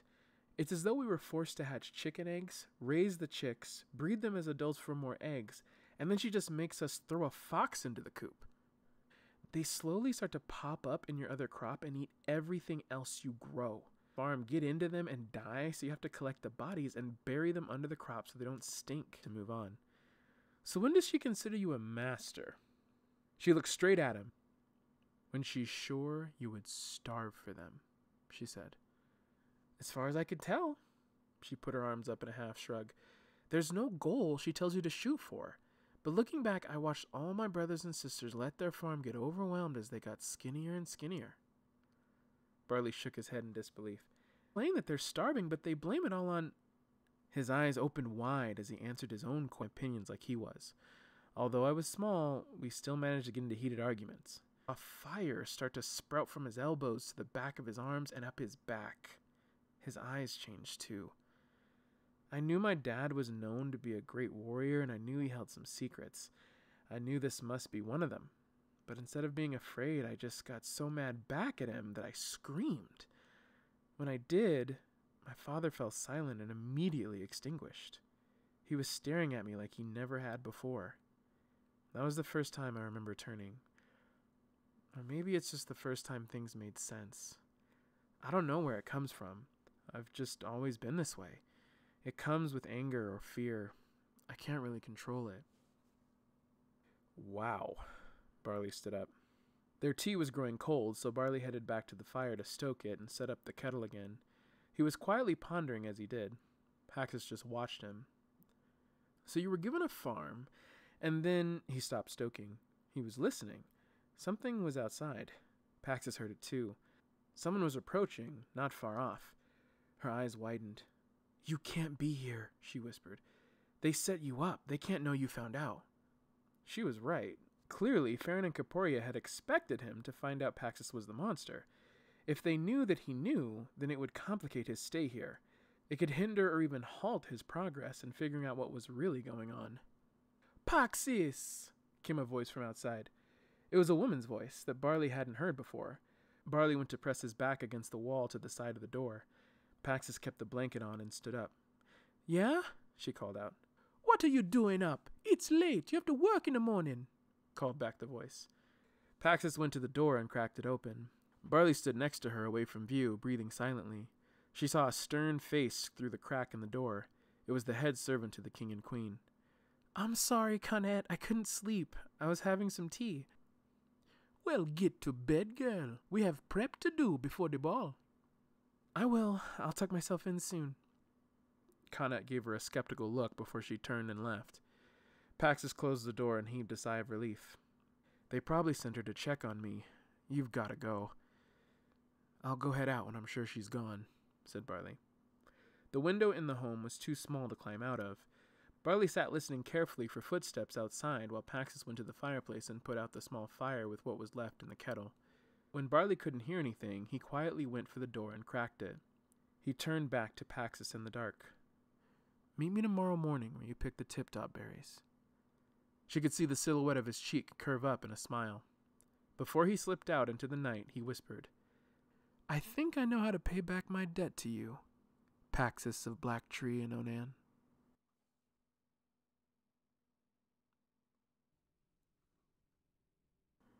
Episode 9. Burning Night. Paxis had been sleeping no more than an hour or two when she heard a loud banging. It shook her home and ripped her from sleep. It was happening again. There was quiet and then more banging. The door shook first, and then it was the panels of her roof. She could feel her body heating up. She heard a voice. Did he see you for what you really are? It was Farron. She heard her walls clanging as something was struck against it again and again. You know he's too good for you. You're just fooling him, he said. Now the door shook and the walls were being knocked against. She knew his men were there too. She sat up and brought her knees to her chest. "How long are you going to keep this up? What's your plan? He's a fool if he falls for it." The king and his men were on all sides of her house now. Someone was striking her rooftop, too. "If only he knew what you've done." Paxis lit up. She saw the door as she dashed for it, the glowing of torches seeping under it as she went. In an instant she was outside and surrounded by the king's guard. Her claws tried to grip the ground as her fire raged. The men all took a step back from the heat. All that is, besides King Farron. He stood with his legs spread apart and his arms behind his back, smiling a satisfied smile. She looked at him and his men through the bars of the cage that her claws couldn't find their hold in. She had leapt right into a metal crate. The firecat began pacing around inside, deeply bellowing as she eyed her jailers. She heard the crack of a whip as the carriage that the cage sat in lurched forward. She was being taken again. Her cottage, the grinning king, and his garrison around it grew more distant as she saw them mount their horses to follow. Her screams came out as a thunderous roar that rattled the trees while her flames burned bright. After some time, she was finally brought to the field where the carriage stopped. She was striking against all sides of the crate with the side of her body. The bars were glowing red hot. A soldier, decked out in a special suit of a thick, dark gray material, held out a metal tong that held a key. He carefully lifted it to her cage and tried at the lock. It took some time as the lock shook while Paxis continued to rattle her glowing prison. Finally, he managed to angle it just right, and a click was heard. He was too slow to step out of the way as she leapt onto the ground, slicing the front of his suit. The man spun around from the force and managed to crawl away. Pax's paws hit dirt and foliage as she landed and took off. She ran as fast as she could, lighting everything as she went. It was potatoes this time. She found her fire was so bright and the bushes were so thick that she couldn't run through an empty path between each row without igniting each side anyway, so she decided to cut through the rows. The field was so big, and she couldn't see far enough around her to tell where one set of crops ended and the next began. So it burned. It burned wide as she zigzagged through the field, crossing over flame path after flame path. The soldiers were there now, with spears. They would cut her off whenever she would burst through a bush and see them waiting on the other side, the sharp ends jutting toward her face. She could never keep track of time when she was in this state, so she didn't know how long she had gone before finally seeing the Pelodius in the darkness. It would start to become clear after some time where the other crop was, once she'd been burning a field long enough, because it was the only area not lit up with the flames. She headed straight for the head of a large mushroom on the perimeter. She was almost there when a soldier stepped in front of it, jabbing toward her. Her hind legs caught ground, and she took a flying leap over the point of his spear. She caught him by the shoulders and slammed him onto the head of a mushroom. It was crushed as his clothes lit up. She tossed him behind her as she ran into the crop of Pelodius. The Pelodius never grew in rows. It always grew in clumps that just expanded haphazardly across an area. There was definitely nowhere she could go in here that wouldn't burn. She was proud of that. Her powerful jaw set as she tore through the bushels of poisonous fungus. It was some time before the soldiers could catch up with her here as she made a beeline across the field, trying to cover as much ground as possible. The Pelodius crop was always so much bigger than the others, so she could cover so much more ground before hitting a tree line. When the men did catch up, they could never stay in the crop for long, and frankly, neither could she. The smoke from the burning mushroom caps was thick, harsh, and mildly poisonous like its source. No one could stand it for too long. The men with spears would grow weak and leave eventually, otherwise they would pass out. But Paxis always tried to stay amongst the fungus and the smoke for as long as she could. The more damage, the better. When she was right on the verge of being choked out, she would escape into the line of trees. For some reason, being under the cover of trees after being away from the guards and out of the fields made it easier to calm herself after the upset. She would stalk through as little foliage as possible while the flames on her back went down and she gradually extinguished. She lay on the woodland floor, naked and exhausted. Her cheek was on the ground as her heaving breaths blew pieces of dirt from her face. Now came the other humiliating part. Figuring out her position in relation to her cottage was hard enough, but doing it without clothes was a different challenge entirely. The soldiers would always stay out looking for her. They would watch out for her, but if they found her, they wouldn't help her or hurt her. They just called the king to them, and they would gaze at her, trying to hide herself. She hated him for it. She found a low-hanging branch that she felt had enough leaves to hide her. She ripped it down and carried it as she found her way home. Fortunately, she wasn't too far. She stayed off any main roads, going from wooded area to wooded area until she reached the servants' quarters. She hoped and prayed her door wasn't broken off of its hinges again. She had spent nights with it broken like that in constant fear that someone would be watching her through it. She would always have to figure out how to get it fixed the next day. Fortunately, it wasn't, and she snuck into her room and crawled under the covers. Laying at the foot of her bed was a new folded set of nightclothes. One of the soldiers always went into her room after she had been taken away and left a new pair to replace the one she'd burned off. They would also always rummage through her things, all under the watchful eye of King Farron. Her clothes drawer was partially opened, and a few of her undergarments laid on the floor. The tears came, as they always did, to escort her to the world of sleep. Sometimes she found herself grateful for them. On nights like this, she didn't think she'd ever be able to get there otherwise.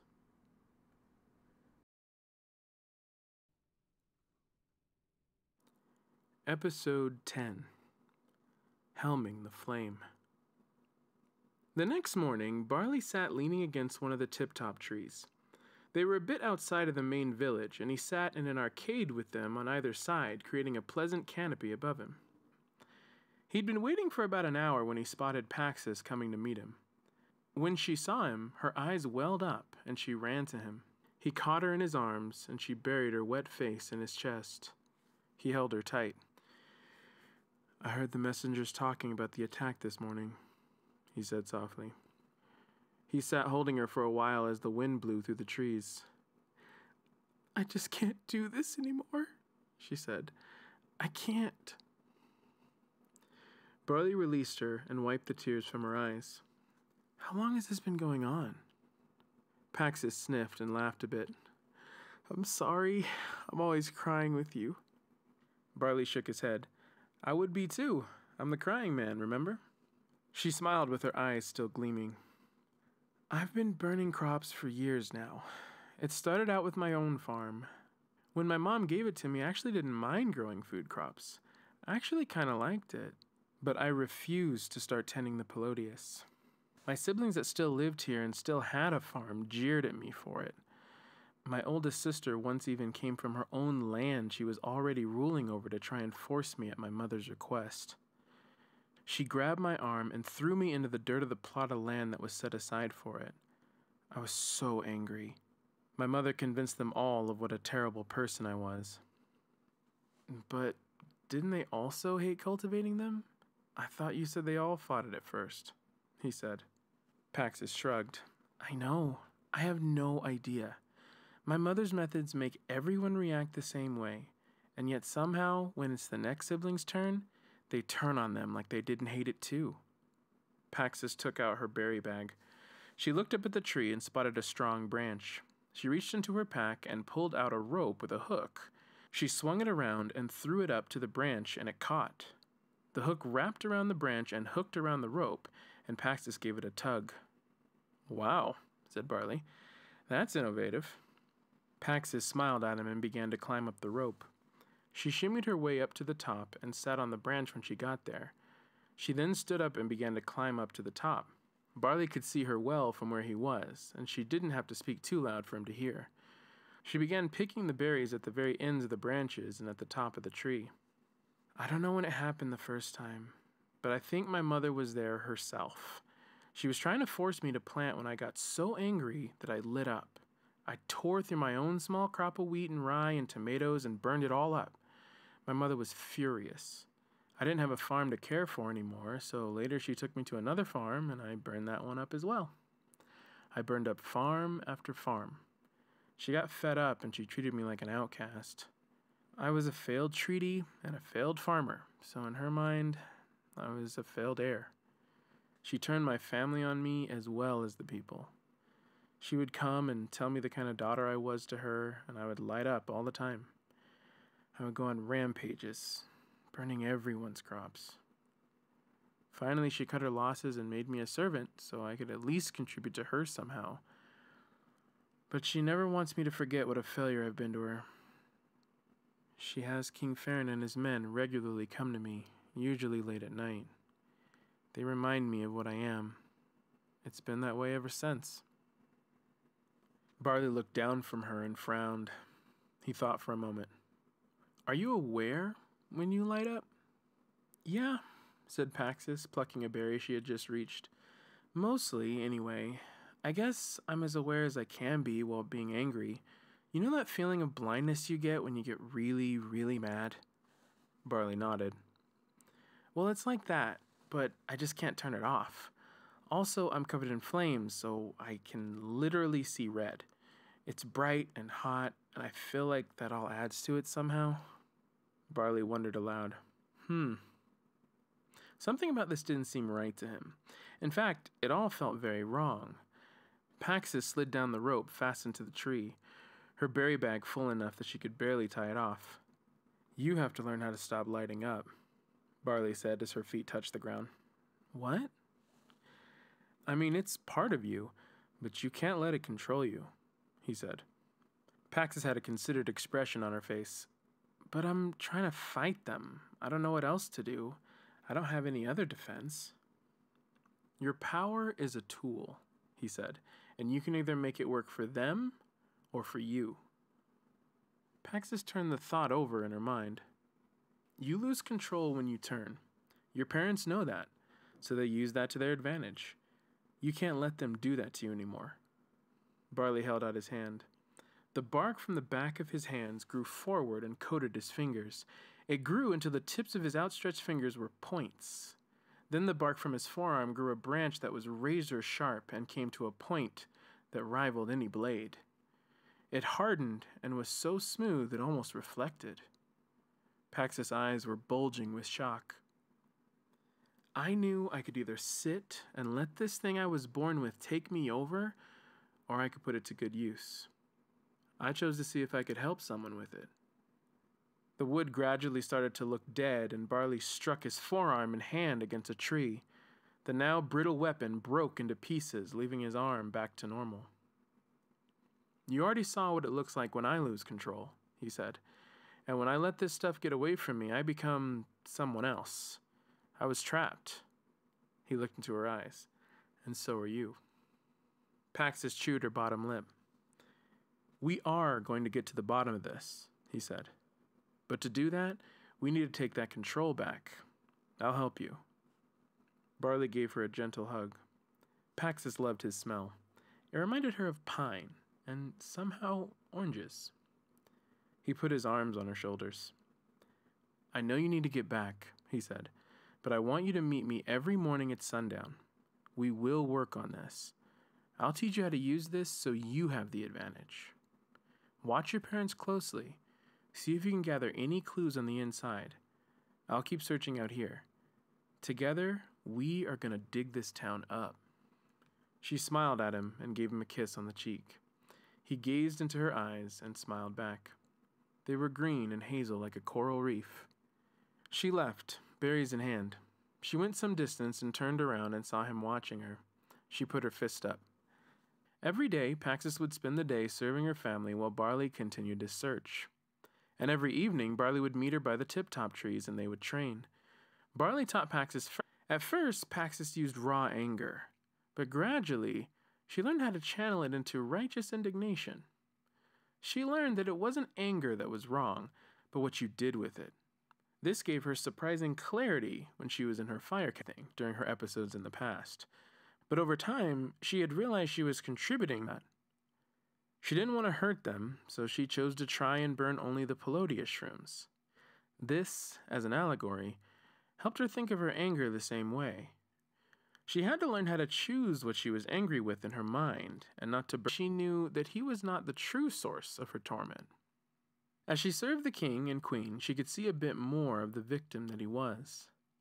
Kaporia often badgered him day after day about how much the people were contributing for taxation and how much the conversations between the two that Paxos took a special note of something that she hadn't before.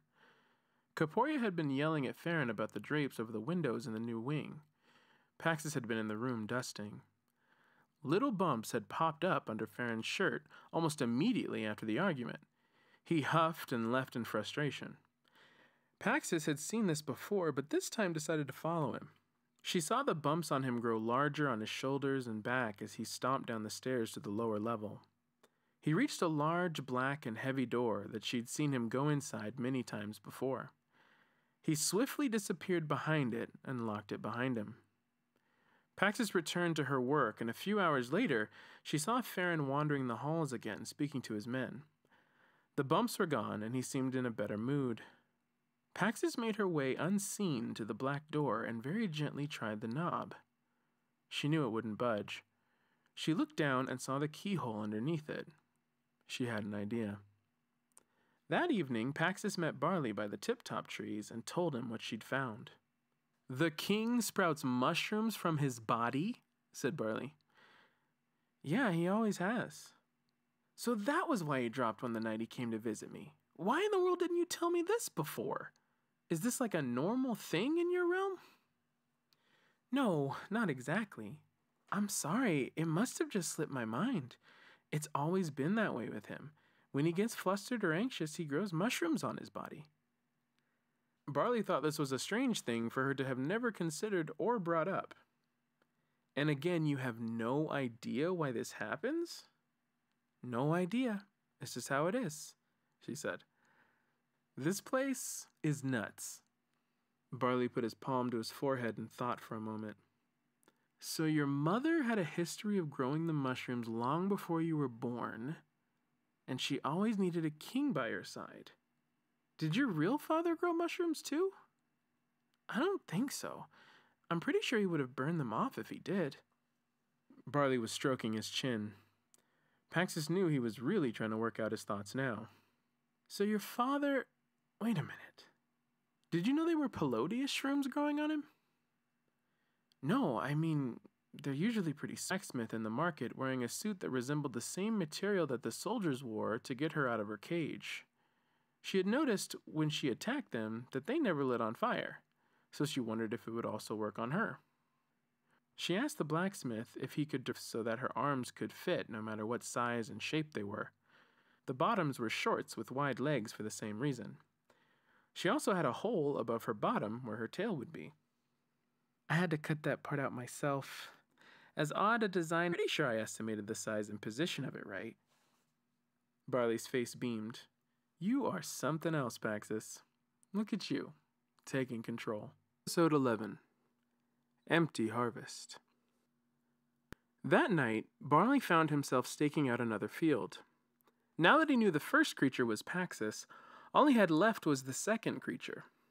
He had been tracking for days and following the patterns he had finally pinpointed. It seemed to him that the creature ate from the mushroom fields only after they had been burned by Paxos.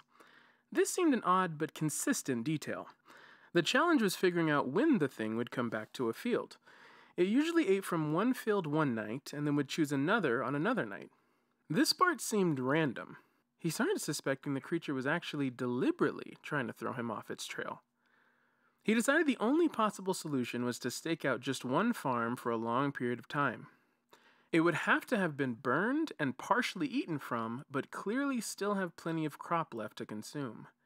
He decided this after many frustrating hit and misses.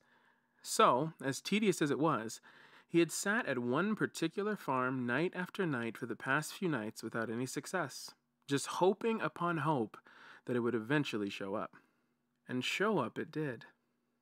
A bored Barley sat peeling the skin off a small branch he had picked from himself when a huge creature came barreling into view. Even in the dark, with only the light of the moon and the stars, it was a sight to behold.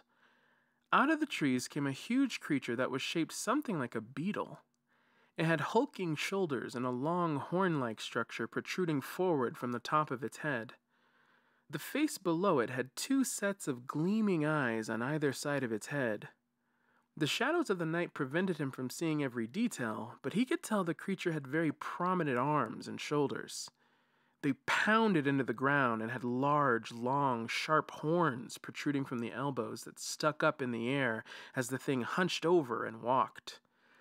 He couldn't see them clearly, but he was sure the monster had multiple arms on its belly because it clawed up Pelodius as it went. Its sharp teeth drooled as it shoveled mushroom cap after mushroom cap into its rows of externally set sharp teeth. It looked as though it was in a constant state of an ugly grin, as he could see no lips. The back of its body was a mess of shuffling appendages that moved with precision as it combed its way through the field. Barley was shaken. He hadn't seen anything quite like it before. It had come into the field with such confidence. It was so unlike the timidness he had witnessed before that he didn't know what to do. He just stared as it gobbled up the fungus. It ate, and Barley looked on for a long time. Finally, the thing settled. It had eaten most all of what was left of the healthy Pelodius crop on the farm. The thing was big, but he was still amazed at the amount the creature could fit inside of itself.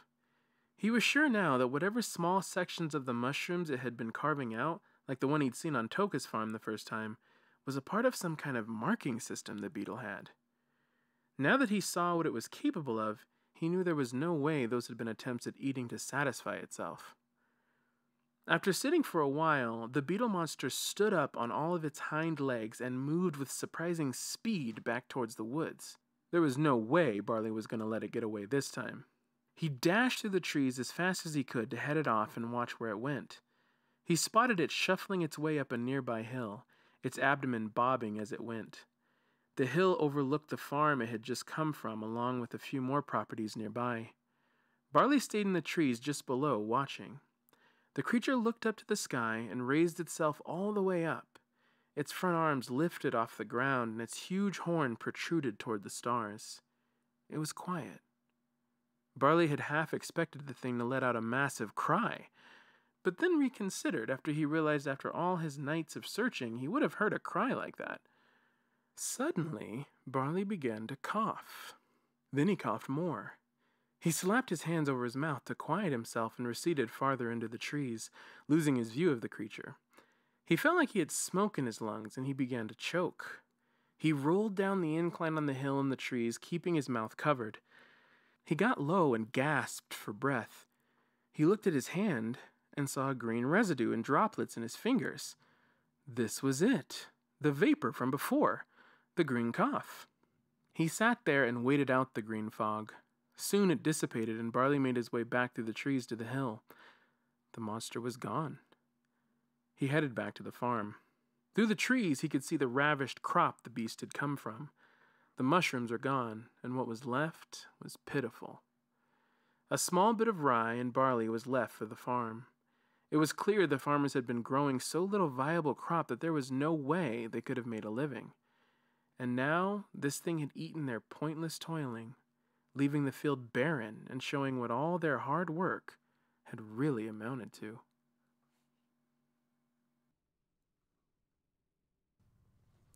Episode 12. The Sour Throne.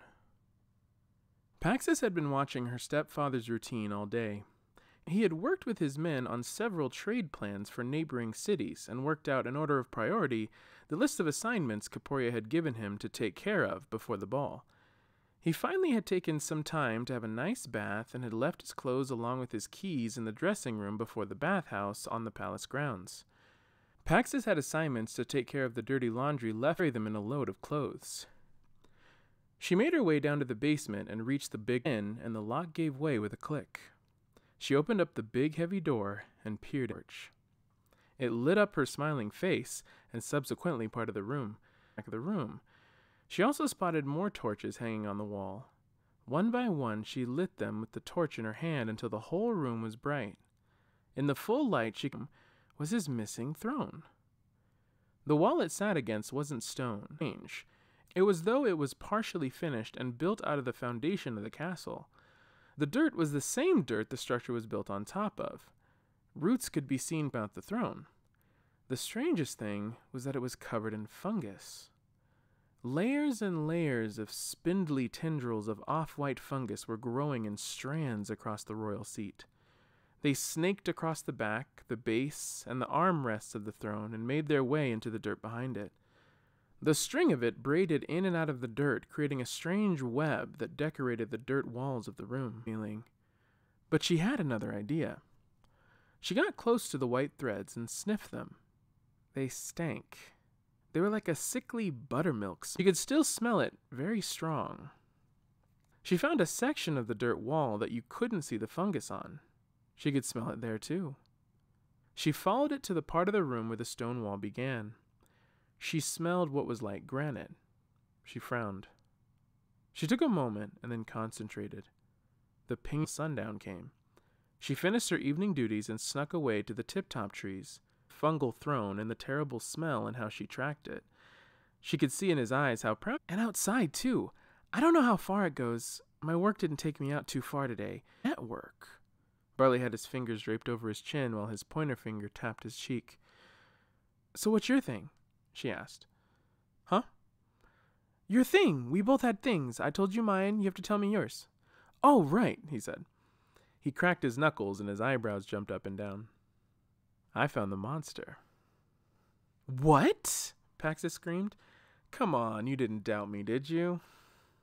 Just shut up and tell me. Barley told her all about the beetle monster, the vapor, and how it essentially ate an entire farm. It was sad how little they had left, he told her. Paxis was quiet. This is bad, she whispered to herself.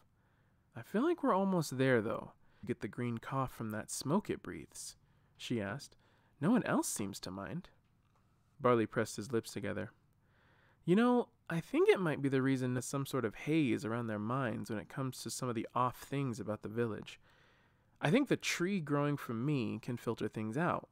I've been able to test poisons before and taste things others can't taste with just my hands or pieces that I can grow. I wonder, maybe your body burns it away or something, I don't know.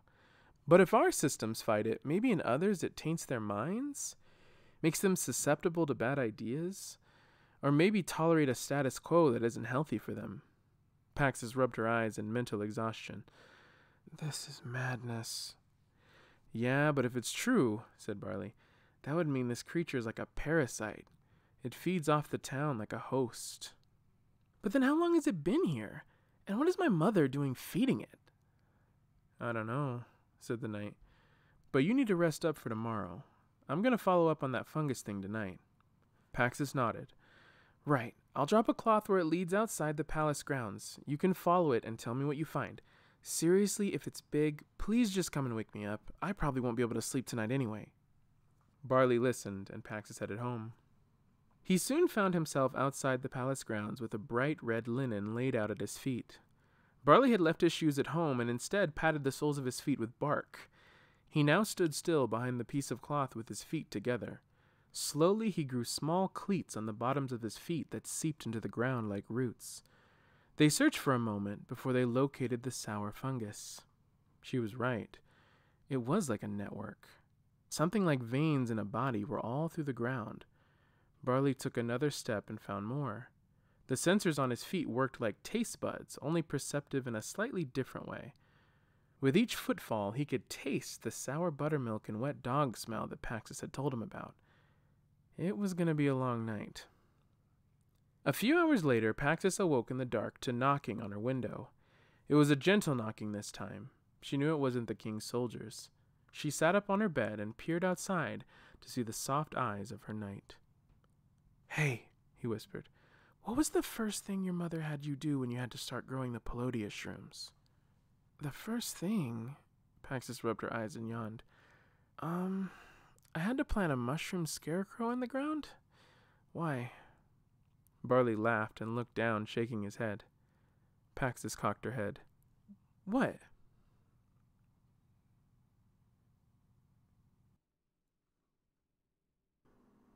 Episode 13. A Bitter Rain. The next day came and went with the rise and fall of the sun. Queen Caporia had seen her daughter periodically throughout the day, but not as much as she usually did.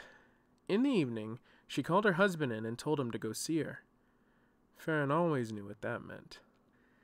He waited until the darkness had fully fallen and then rose up.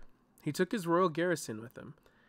The soldiers always had a little fight amongst themselves over who would end up donning the fireproof suit to let Paxis out of her cage. No one ever wanted to be the one to do it. The king and his men made their way out to the servants' quarters. They reached Paxis' cottage and surrounded it as they passed out shields and spears amongst themselves. One by one they began, first with the hard banging on the front door. Farron began to call out to her. There was no reply. By this point the silence was typical. The men located towards the back of the house drew their shields and began pounding on her back walls. Still nothing. The carriage rolled up to the front door now. It was backed up with the cage door ajar and started casting them on a rooftop.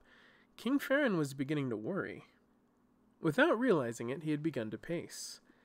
The noise was getting louder and louder. To burst in. Before he could, though, it turned on its own. The door opened. It was calm. Very calm. The king drew closer to look in her eyes. He couldn't even see the fire there. "Did you need something?" she asked. "Otherwise I have a lot of work to do in the morning and I need some rest. The ball is tomorrow." Farron was furious. "It's that night, isn't it?" Barley can't solve closer and started to point a finger in her face. The fire was in his eyes now. He had resolve, but had lost whatever it was that they had been fighting for. Paxis let the questions linger in the air. The soldiers in her peripheral weren't moving, sitting as... Instead, it was a part-time job for you.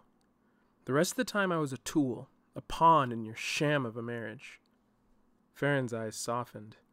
Through them, he was just a man in a new family with a new daughter. Times when she was listening to him wide-eyed as he told her stories.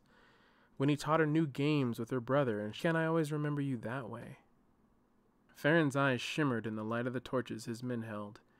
He knew he had nothing to say. "You've left me with enough hurt to last a lifetime," she said softly. "I don't need any more." Paxis stepped quietly past Farron and towards his soldiers. They made way for her as she slipped by. The men sat still and unheard, looking at the king who was still facing where she had been. She continued to create distance, but it was not a fire. She lifted her paw to her face and saw that her fur was a shade of red with what looked like black spots. As she observed her coat, she saw droplets drop from her face and wet her fur. She was crying. In her cat form, she had always been crying. But the fire of her anger had simply burned her, sprouting little mushroom heads after his confrontation. He didn't want to tell his wife what had happened, but with insults about his incompetence. His affliction grew worse. He finally took his leave from her and headed down to his dungeon throne. He took a torch and fumbled for his keys when he reached the great black door. He unlocked it and closed the door behind him. Turning around in the dark room, he rested his forehead on the door with a sigh. The mushrooms on it illuminated. He stopped in his tracks as he saw it. Barley was sitting in it, watching him. "Hello, Your Highness." Farron was shaken. Out of instinct, he found his hand on the hilt of his sword. It was one he carried around mostly for commanding direction and rarely for battle. Almost immediately, he thought, "Interesting place for a throne," said Barley, and the decor knew exactly what position he was in. He gave him 3 slow claps and applause. "You've done your work, Barley of Reza. You deserve to hear whatever you want to know." Barley leaned forward in the throne and rested his elbow. "What is all of this?" The king took the torch he was holding and hung it in the empty spot it was supposed to go as he spoke. "Life is hard. You're a young man now. I was studied and prepared for my responsibilities. It wasn't long after I came to power that the queen had me enter into my royal oath. It was what she called a necessary rite for her co-rulers. I was given a small, white, wispy thing, no bigger than a nut. I was to swallow it. It was so puffy and light that it was nearly insubstantial as it went down, almost as if it dissolved before it reached my belly. It seemed a harmless thing for some time, but soon I found myself way up to the task. That's when I found the little white heads popping up all over me, thrown down here and told me how I could get my relief. Whenever I had a flare-up, I could go to this pier. It eased my tensions and alleviated my affliction." "But you must have recognized them as the Pelodius all over the kingdom," said Barley. "I did. The farms had actually been running low for some time. After I entered rulership and began sitting on my throne, I saw the farms double and then quadruple in their crop. But why? Barley stood up in frustration. Why does she do this? What's going on with these stupid mushrooms? Farron's lips slightly quivered. His nose flared. His expression was deeply uneasy. Barley's expression soured quickly. But you're poisoning the realm for her. They are starving and dying out there because of what's happening here, in this room. What would you have me do? Said Farron, his voice bouncing a faint echo off the stone parts of the room. Barley stopped talking. What would you have me do? Should I walk out into the market square with fungus so overgrown that I suffocate in the street for everyone to see? Barley didn't have anything to say. He hadn't considered that. Was he asking the king to die for his people? Full and silent death at the hands of his own wife? Is there a cure? He said softly. I don't know, the king said, settling a bit. I haven't looked. I just know that if I keep doing what I'm doing, the people will realize something is wrong eventually. Barley was baffled. What? Well, someone has to notice eventually, he said. You did. Barley couldn't believe what he was hearing. But I'm immune to whatever is in the air. You can't expect that of everyone. Farron walked to his throne and sat down. He buried his face in his hands. But how strong is it? He said, his voice muffled by his fingers. There has to be a limit to its power. They can't starve forever. If the mushrooms keep growing and the people keep suffering, then maybe. He trailed off. Barley waited for him to say more. When he didn't, he finally spoke up. Well, I don't think that's much of a solution. And if that's what you've been going with after all these years while you tortured your daughter to cover your tracks... Barley slowly drew his sword. The sound of steel rubbing steel rang through the air. The king's eyes grew wide. Barley inched toward him with the blade reflecting in the torchlights. In a flash, he whipped it down and towards his belly. Farron's eyes snapped shut as he clenched his teeth. He heard the sound of clinking metal. When he opened them, he saw Barley was spinning his ring of keys on the blade toward the hilt of his sword. He pulled up the key to the throne room, walked to the door, and put his hand on the handle. Maybe you should think about the kind of monster you decided to be. He turned the knob and walked out with the keys. Farron heard the click of the door, locking shut behind him.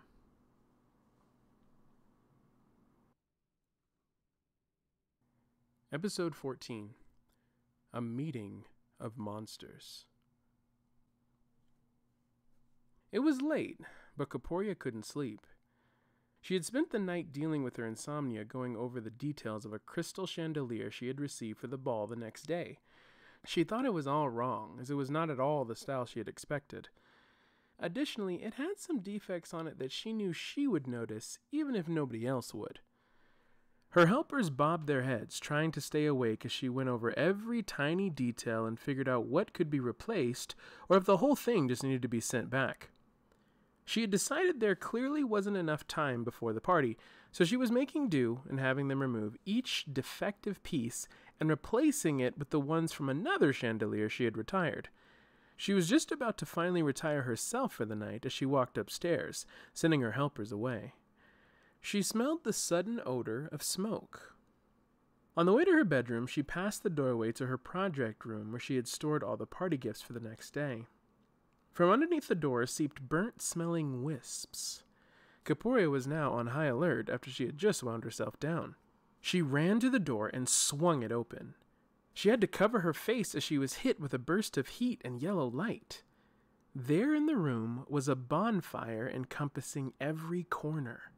Her burning party gifts were alight in a pyre everywhere except the center of the room. There stood Paxis in her dark gray suit on her top and bottom, facing the queen with her hands in fists and a light in her eyes. She was stone-faced as she looked on at her mother. The queen was in horror. Paxis watched as her mother's face alternated between terror and pain as she watched her precious work go up in literal smoke. Then, in an instant, the queen's face turned to rage. She saw in it the kind of pure, unbridled rage that sent a shiver down her spine, and then it became something more. Kaporia's eyes turned a deep, dark, glowing maroon before splitting in two. Each side of her face held two large dark marbles where her eyes should be. They were set above a row of teeth that looked as though they sprouted right from her lips. Her forehead elongated and became dark and ribbed as seam by seam her nightgown began to rip apart. Large ribbed and black scales pierced through them as her forearms grew large with claws for hands and massive ribbed horns for elbows. She reared up as she grew, and set after set of clawed appendages could be seen sprouting from her belly and chest. By the time her two legs had sprouted to many black clawed ones that were hind-set on her body, Paxis hadn't had time to move. It had all happened so fast, even though the shock of it had made it feel like time had slowed. Paxis thought she might be frozen until a massive claw fist came careening towards her. She leapt and stumbled out of the way. Before the creature could get her bearings, Paxis had already staggered underneath her and passed her towards the door. Kaporia's giant arm was lodged in the flames now, and she took this opportunity to put out what she could. She swung her enormous arms around the room, stamping out heaps of fire as she did so. Her body was astonished that she managed to fit in the room at all. This gave her the smallest bit of relief, however, as she supposed the creature she had become wouldn't be able to fit back through the doorway in her current state. Paxis made her way down the corridor and down the stairs to the large dining hall. The castle was dark and cold as the pitter-patter of her feet along with muffled roars echoed into the empty space. Paxis didn't have much more to her plan after the sabotage of the gift, so she thought she would just head for the exit. As she sprinted toward the next stairway from the project room, she leaped down and landed on the long dining room table, cracking it in the middle and making it cave in on itself with a snap. Paxis was as large as a naval ram, and it loosely mimicked the shape of one, too. Her mini legs shuffled as she gathered herself to charge. Just as she started toward her, Paxis released a torrent of flames from her mouth. The heat was so intense that even Paxis had to step back as it connected with the front of the beast's horned face. Kaporia put her massive claws up to resist the blast. The hit derailed the queen from her path as she closed her eyes from the heat and light. Paxis stepped out of the way as she struck the corner of the wall behind her. The castle rumbled, and stone broke off from the point of impact. Paxis kept blowing her oral flamethrower at the back of the creature until she turned around and shielded herself again from the flames. Paxis walked forward, bearing down on her. Kaporia's mini leg shifted to the stone wall and she began to climb up, still holding up her claw. She began running on the side of the wall, and Paxis was shocked at her speed. Flames shot all over the room as she tried to keep up with her fire breath. Kaporia outran the flames and went a full circle on the walls around the room. Paxis stopped to catch her breath just as Kaporia had reached a wall behind her. The Beetle Queen used this opportunity to lunge out and strike her with the back of her arm. Paxis found herself flying through the air. The ground dropped further out from underneath her as her body flew over the stairs and out of the dining room. Time slowed for her as she saw her own descent and realized how much it was going to hurt when she hit. She was right. She scraped her shoulder as she skidded on the floor first. Then she flipped and hit her shoulder blade on the other side. Her arm and side took the brunt of it, though, as the friction of tumbling brought her to a stop. She laid there for a few seconds, trying to take account of the damage. The pain hadn't quite come yet as she heard her mother roar from the other side of the room. Her angry footfalls were like pistons as she made her way down the stairs to her position. She hurt, but whatever damage was there was being drowned out by the fear and stimulation. She decided to take advantage of that. She pushed herself off the ground and watched, hunched over, as the beetle drew closer. She wasn't ready for her again, and she knew it. She looked to her side and saw her out. It was a door that led to the main kitchen. She knew the beetle wasn't going to easily be able to fit through it. She ran in and closed the door behind her. The kitchen was large, dark, and full of places for cover, but she knew it was too obvious to hide there, so she took the opportunity to create distance. She ran past the pots and pans and the massive stove to the other side of the room with an exit that led to another hall. She slammed the door behind her, grateful she hadn't yet heard her mother reach the kitchen. She turned around and jumped at the sight of Barley. He was smiling his gentle smile, but it quickly turned to worry. What's going on? Paxis looked down and saw the keys sticking out of his pocket. Give me those. Okay, he said as she snatched them up and fumbled through the key ring. She found the one she wanted and clumsily locked the door. She had barely been able to get it into the keyhole due to shaking so much. It's my mother, she said at the exact moment the doorknob was tried, followed by a thud against the door like someone was trying to bust it open with their shoulder. Let's go, Paxis said as she grabbed Barley by the hand and began running with him down the hallway. It didn't go well with her, huh? Barley asked, following in step. A thunderous crash shook the corridor as pieces of stone and brick shattered along with the wooden door that came from the kitchen. Barley looked back, but Paxis kept right on running, holding his hand tight. Whoa! He cried, being drowned out by the noise. A hideous cry rang out with the crash. The beetle beast Caporia slid into view from the force of her strike as the debris fell around her.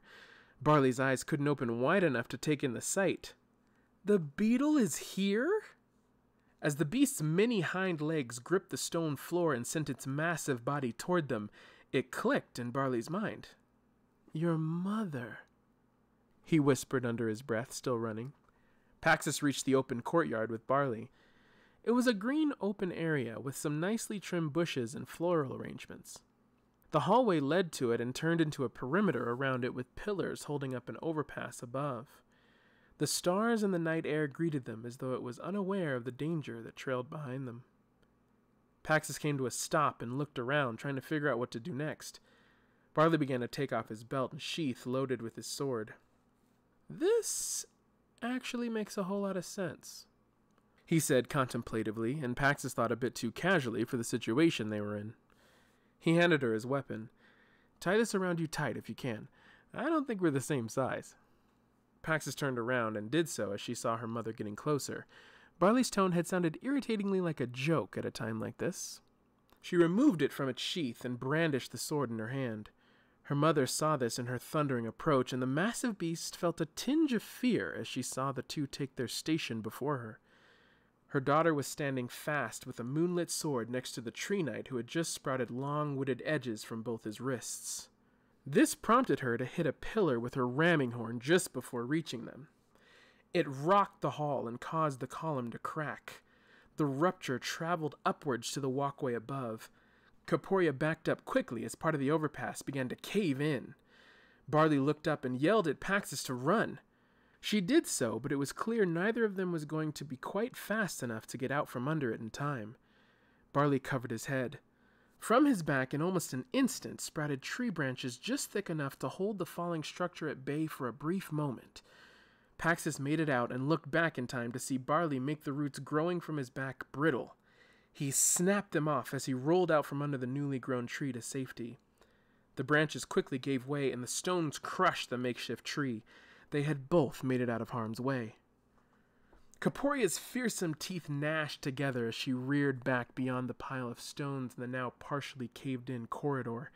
She took a flying leap into the sky. They watched in astonishment as she soared over their heads and landed with a thud in the middle of the grassy courtyard. She came at Paxis first, swinging her claws wildly at her. Paxis knew she couldn't sustain many, if any, of her direct hits, so she remembered what she had learned from Barley's training and dodged them. Barley noticed that she moved not unlike a cat. It was almost like a dance as she narrowly and swiftly missed collisions from the strikes. Her mother dug up the dirt from the courtyard with each failed blow. A few times the metal of her blade was used to deflect, scraping against the queen's ribbed exoskeleton as if they both held swords. Paxis had actually managed to handspring away to get some distance, and Barley excitedly and involuntarily clapped his hands together at the girl's flair. This caught Caporia's attention, as she came charging for the knight. Barley sidestepped her. As he did, he caught the soft side of her abdomen with his wooden wrist blades. Caporia screamed in pain and rage and managed to snatch Barley up. She threw him across the courtyard. As he spun through the air, he grew vines that extended from his back and shoulders. They were reaching out for a hold when his body reached the perimeter and they caught around two pillars. This held Barley, suspended between them in an extended net of vines. Barley cursed himself. disappointed that he had been distracted enough to allow Kaporia to catch him. In his head flashed the image of her having crushed him effortlessly in her claws. He knew it was only by chance that she was too angry to think to do that. This swirl of thoughts made him lose control of his vines. He couldn't kill the roots in his back, so he couldn't break them off and free himself from his position. Kaporia was coming. He looked like a fly caught in a web, and she was the spider. This was the worst possible time to forget his deadening trick. If he got worked up, his vines and branches stayed strong and hardened like the tree Paxis had found him in, and as Kaporia was raging toward him with her ramming horn, he knew this might be the last mistake he ever made. Meters from her strike, a blazing fury came between them. A fire cat in all her glory stood before her beetle mother and roared a mighty roar. Kaporia slowed, and before she could react, Paxis had jumped toward her with such force that she flipped her enormous body on its back. Her capable flaming paws smacked the face of the monster again and again. As she did, Paxis realized she still had the holster for the sword tied to her. Amazingly, it had not fallen off when she changed, but it was now burning up. Pax's punches became softer as her paws became hands again and the flames died down. The sword fell from what was left of the sheath. It slid between the floundering beetle arms on her mother's body. She reached for it just as Kaporia's massive claw came down on her to rip her from her chest. Paxis plunged the weapon into the middle of her reaching claw. A howl of pain rang through the night. Paxis was pushed down off of the beast as Kaporia got up. She looked at the sword protruding from her monstrous hand. Even her fearsome face was able to contort in terror. She opened her rows of sharp teeth and green smoke began to waft out. Paxis tried to get clear, but it was too late. She billowed a thick green smoke all over the courtyard. Barley, still hanging, was coughing violently while Paxis was doubled over. The queen turned from the two and ran to the next tower on the opposite side of the courtyard. It had an entrance of 2 tall and narrow doors. It was a large space that the queen had dubbed her festivities hall. She broke through the doors and disappeared inside, out of view of the knight and the servant girl, who were still in a cloud of smoke.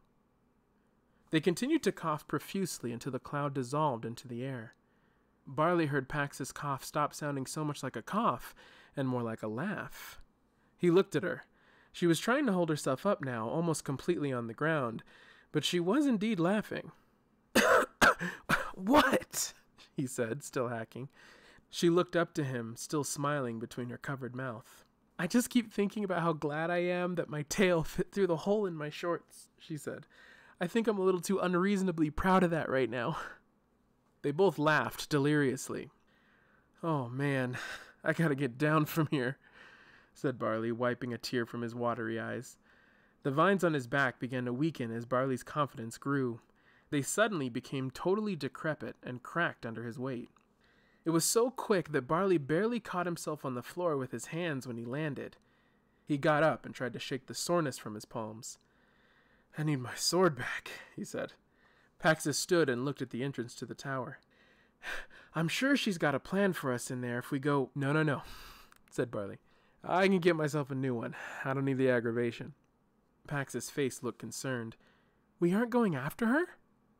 Barley smiled as he deadened the wooden blades on his arms and used each hand to break them off. Paxis thought they crumbled almost like crackers. "No, Paxis, we are not going into the tower to kill your mother," he said with a chuckle. It struck her then. What was her plan? He was right. They couldn't go and just slay her like any other monster. So what was the endgame? "But you're a hunter. What are we supposed to do now?" "Well, I'm not really in the business of usurping thrones or tearing down kingdoms," said the knight. "I think we ought to take our leave." He began walking back the way they came toward the rubble hallway. "So that's it?" Paxis asked, following behind him. Barley shrugged. "Yeah, I mean, you can't just dethrone someone. It's not my place. Plus, then it creates a power vacuum, and the land starts to tear itself apart in civil war, and it just becomes a whole thing." He reached the fallen structure and began climbing over the mess of stone and branches until he made it to the other side. Also, you have to think of Toka. How would he feel without a mother or a kingdom? Your brother has to have some structure, even if it... He turned around. She wasn't there. The silence had alerted him. He wondered how long she hadn't been following him. He climbed back to the top of the hill of debris. He couldn't see her anywhere in the courtyard.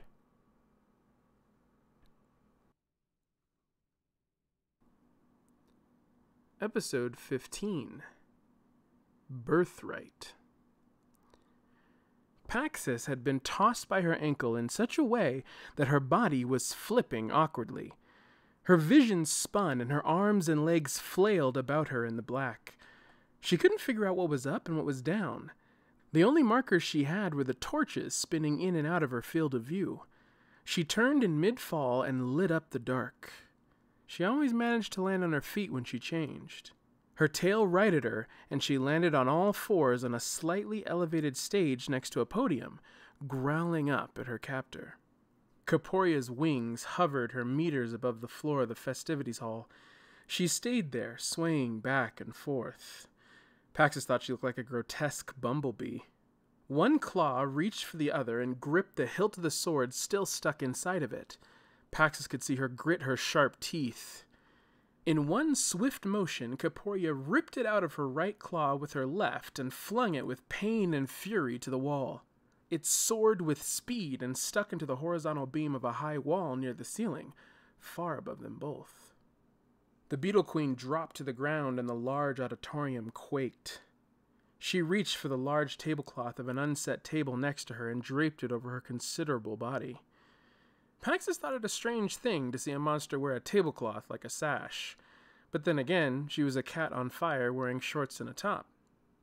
Slowly, the queen began to change back. Her massive claws, rubbing together to ease her pain, became soft royal hands again. Her whole body was covered now by the white cloth, and her face was stern as she looked at her fiery daughter. Paxis changed back too, and the two women looked at one another. Caporia began. "I just don't understand you. What do you think you're going to get out of this? Have you told him the whole story? How you burned our land and hurt our people? What is your plan? To live as a monster married to a man who hunts monsters?" Her daughter stayed quiet. She knew no good would come of an answer. Caporia's nostrils flared in frustration. She snorted, almost like a bull. "A mother has to do a mother's job. You could never understand that. Someday you'll have children of your own, and you'll see what it takes to make them good people." Paxis held her tongue. It still wasn't the time to speak. She could feel her skin heating up. "All you had to do was farm for me. You fought me every step of the way. You never could just be easy. And look at the damage you've done. Tearing down the land with your own bare hands." Tears welled up in Paxis' eyes. She wouldn't let them fall, though. She wouldn't give her the satisfaction. "Wherever you go, you'll always be the same. You'll see.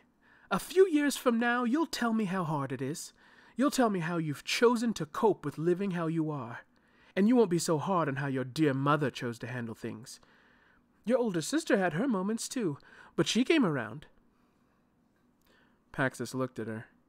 After all these years, she was still stunning to look at.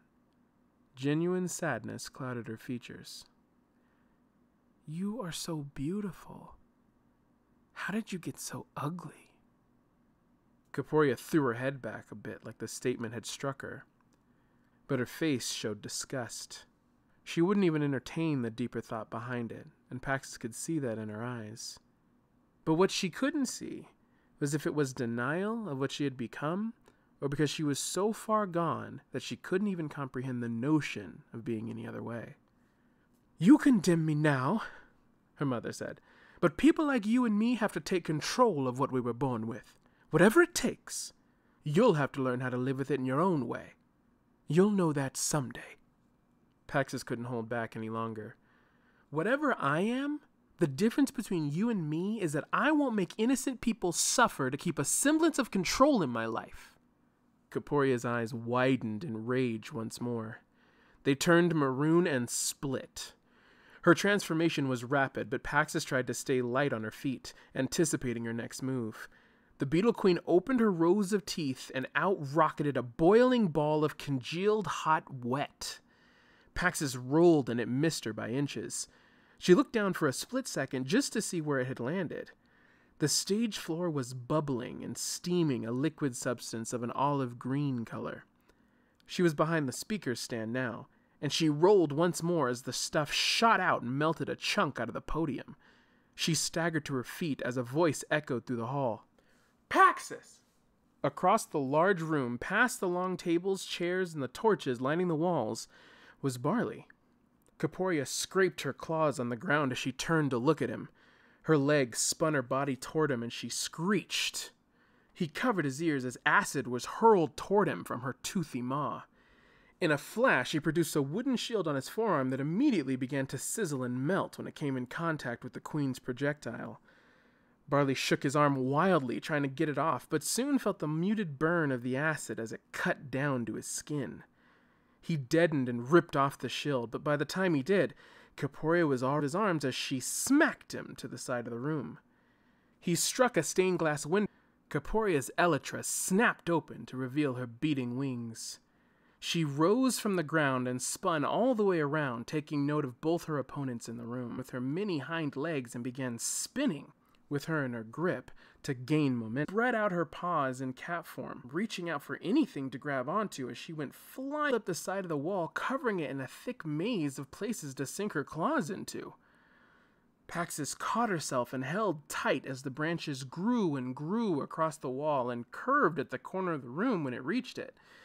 She looked back and saw Barley on the floor growing foliage furiously.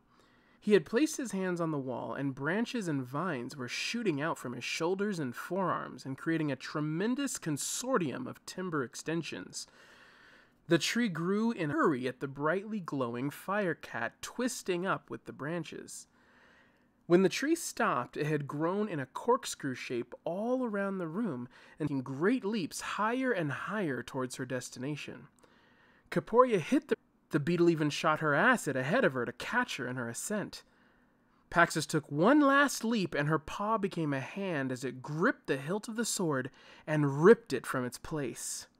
In one motion as her body changed to human being's ramming horn.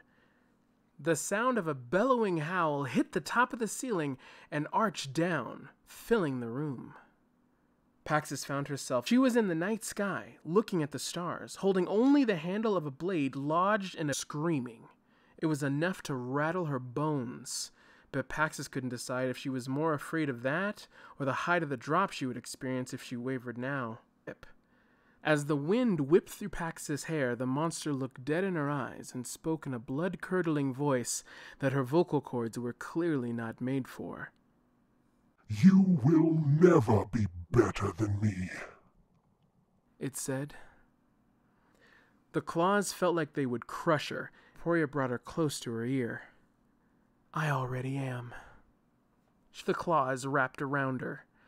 Kaporia shook her arm violently to put her out while still going up. The pain made her loosen her claws, and the fire cat, with teeth and claws bared, she caught a wing and ripped. The velocity of the fall, as well as the spinning from Kaporia desperately flapping her one good wing, was enough to put Paxis' fire out. She held on with her claws to the front of her mother's horn, and could only pray that the armored beetle's body would break her fall. On the ground, the weight of the monster reached the floor of the festivities hall. Gradually, the granite littered the ground around the hulking body of the queen. Then the ring of sliding metal echoed in the room. Barley's eyes welled up as he saw her. Paxis walked out on 2 legs from behind the horn of the beast.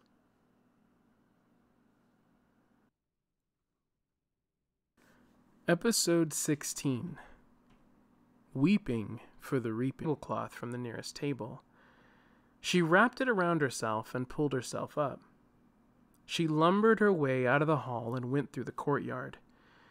She used the alternate exit from the way they came into the courtyard due to the mounds of broken masonry still in the corridor. She made her way to the dining hall where she could hear Pat to be freed from his dungeon throne room. As the sound of his frantic attempts bounced into the room and tried to get her attention, Kaporia walked up the stairs, shouldering ashes that floated around the room before settling again. Kaporia dropped and crumbled to dust.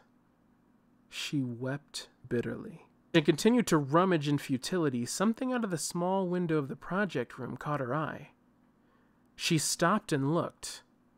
Her glistening eyes widened, and her face was filled with dread. No, no, no, no! Each denial from her mouth increased in intensity, but they couldn't change the reality. A bright burning post could be seen with smoke rising into the air. Not a single farm in her view was missing one of these torches. Scarecrows. She screamed into her kingdom as the sun came up.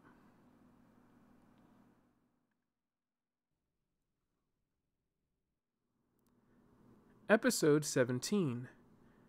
At the entrance, loading a sack with what he handed to her. It was already filled with her few belongings from her home. They were just finishing assembling everything for their trek out of the kingdom. "To wish you well in person on your union and departure," said the curstration, but he acquiesced.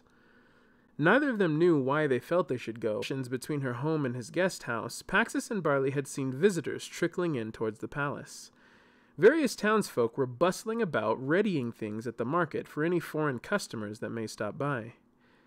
The couple headed out from the cleared guest home, and they made their way through the main doors and towards the corridor that led to the courtyard. On the way in, Paxus caught sight of the large boulder still at the edge of the top of the staircase that led to the dining hall. They walked through a hallway that led to the courtyard, but this time they went to the opposite entrance on the other side. They couldn't reach the courtyard from the damaged corridor, which was now blocked off with guards stationed around it. The courtyard was a mess too. It had scrapes and dredge marks from the fight the previous night. People were entering the tall doors of the festivities hall, passing all the destruction but not seeming to take much notice. The auditorium itself, however, was the most egregious. Much of the roof was caved in with stone debris, and parts of the roof and ceiling sitting between the tables. People sat in the chairs with some cramped, trying to scoot in to fit themselves between large granite bricks and their table settings. The light shone in from the tall windows, but also from the makeshift shattered sunroof above them. But of course, the most outlandish idiosyncrasy was the tortuous branches of the extensive, oversized tree that lined the walls. It formed in a shape that whirled upwards around the room like a frozen tornado of forestry. The room was buzzing with conversation, and it looked like no one was put off by the strange decor of decimation that surrounded them. Barley wondered if perhaps they had just assumed it was part of some lavish display of the rich and powerful, but he couldn't say that it looked good or was even convenient for the guests. Paxus looked through the dignitaries who arrived until she spotted the one she was looking for. "Look," she said to Barley as she touched his shoulder. "That's my oldest sister and her husband, the king of Bokang Province." She pointed to a fashionable woman in a flowing purple dress, arm in arm with a man dressed in modest royal garb with a smaller crown to match. "And there's my other sister and her husband. They rule together over Errant Stream." The woman she was addressing was decked out in a white dress with golden highlights. She wore a necklace of pearls that rested on her chest and sat next to a man with a well-groomed beard and a prominent crown. Barley searched the room until he found Toka. He was off in the corner alone with his elbow on the table and his fist holding up his cheek. He looked very out of place, but was still dressed up far above his typical farmer's wear. His slouching was suddenly interrupted as a man in a jester's uniform cartwheeled over to Toka's placemat. He knelt down, squatting on the table, and began pinching Toka's cheek, shaking it. "That's one of my other brothers," said Paxus, noticing what Barley was observing. "After leaving home, he spent his life as a traveling jester. It makes him happy, I guess. He never has a serious word on his lips." As Barley watched him playfully poke Toka's forehead, a procession passed, blocking his view with a roasted pig. It was placed on a center table, and a man in a chef's hat approached, wafting the aroma to his nose. "And that's my oldest brother," said Paxus. "He has yet to procure a kingdom, but has attained lordship. His cooking is renowned in many lands." The man in the chef's hat suddenly turned and took note of Paxis as she was leaning in and speaking to Barley. "Paxis, shouldn't you be helping my people serve?" he called out to her. Then he gave a comically exaggerated frown. "Then again, maybe a rabid little rat like you doesn't belong in the kitchen." Barley raised an eyebrow at him and then looked to the girl at his shoulder. He could see the muscles in her jaw clench. "He's not my favorite," she muttered. Barley opened his mouth to say something when the clinking of glass rang out across the room. Everyone looked to the small stage. At the lopsided podium stood Queen Caporia, using her glass and a fork to get everyone's attention. The room gradually quieted down. "Thank you, ladies and gentlemen, for accompanying us on this fine day. Before we continue with the convivialities, I just want to issue a warm welcome to my dear daughter Paxis and the knight Barley of Reza and her employ." The crowd turned to look at them. They were standing together towards the back of the hall, not far from the entrance. An applause began and echoed through the room while Paxis held tight to Barley's arm. "You know, when Barley came here, saying he was working for my daughter," she continued, "I thought there was no way he could take care of the problem we had had for years. But lo and behold, he came up with a very unique way to get rid of our monster." She stopped and brightly chuckled as she looked at him across the room. His eyes were set on her. She smirked at him. "I guess some people really do become married to their work." He blinked slowly at her as his nose flared. Caporia looked out at the rest of the crowd. "You know, I had party gifts for everyone that I had simply slaved over, but there was an incident, and unfortunately I don't have them ready like I'd hoped." She was pouting now, almost with her bottom lip out. "Unless—" She looked around. "Farron, sweetie, can you come out here, please?" Paxis and Barley realized they hadn't seen the king yet and wondered where he was. From a room at the back of the hall behind the stage came a worn Farron, dragging his feet across the hard floor. He was covered head to toe in little off-white mushrooms. He was a difficult thing to behold. Paxis spotted her little brother perk up when he saw him. The king's men went down to help him the rest of the way to the podium because he looked like he could hardly walk. The queen stood him in front of her and put her arms on his mushroom-infested shoulders. Before they could comprehend what was happening, Paxis and Barley watched as her delicate hands became immense claws. A colossal horn grew from her forehead as her eyes split into two sets. Her party dress ripped open to reveal the giant, jagged exoskeleton of the beetle monster. Under the weight of her giant arms, King Farron collapsed onto the floor of the stage. She used her jagged teeth to scrape Pelodius from the king's back. She lapped them up with greed, grinding them in her outset teeth and forming a chunky white paste at the sides of her mouth. Ripples of fear went through the crowd that manifested like a shiver up their spines. Tension could be felt in the room, but before anyone could scream, the beetle Caporia lifted her head and sprayed a cloud of green smoke into the air. It filled the whole hall quickly, and Barley and Paxis dropped down and covered their mouths. They looked on as they saw the crowd's calm. No one shifted in their seats, and no one looked surprised. Everyone seemed to just continue to watch as though their host was still giving a cordial speech. Caporia's claws ripped into the short stage and pulled up wooden boards until she reached the granite floor. She picked up and moved King Farron to the side, and they began pounding the ground. The entire hall trembled as deafening piston pops struck the ground. The plates on the tables were vibrating from their place, and the cups and goblets on the place setting spilled.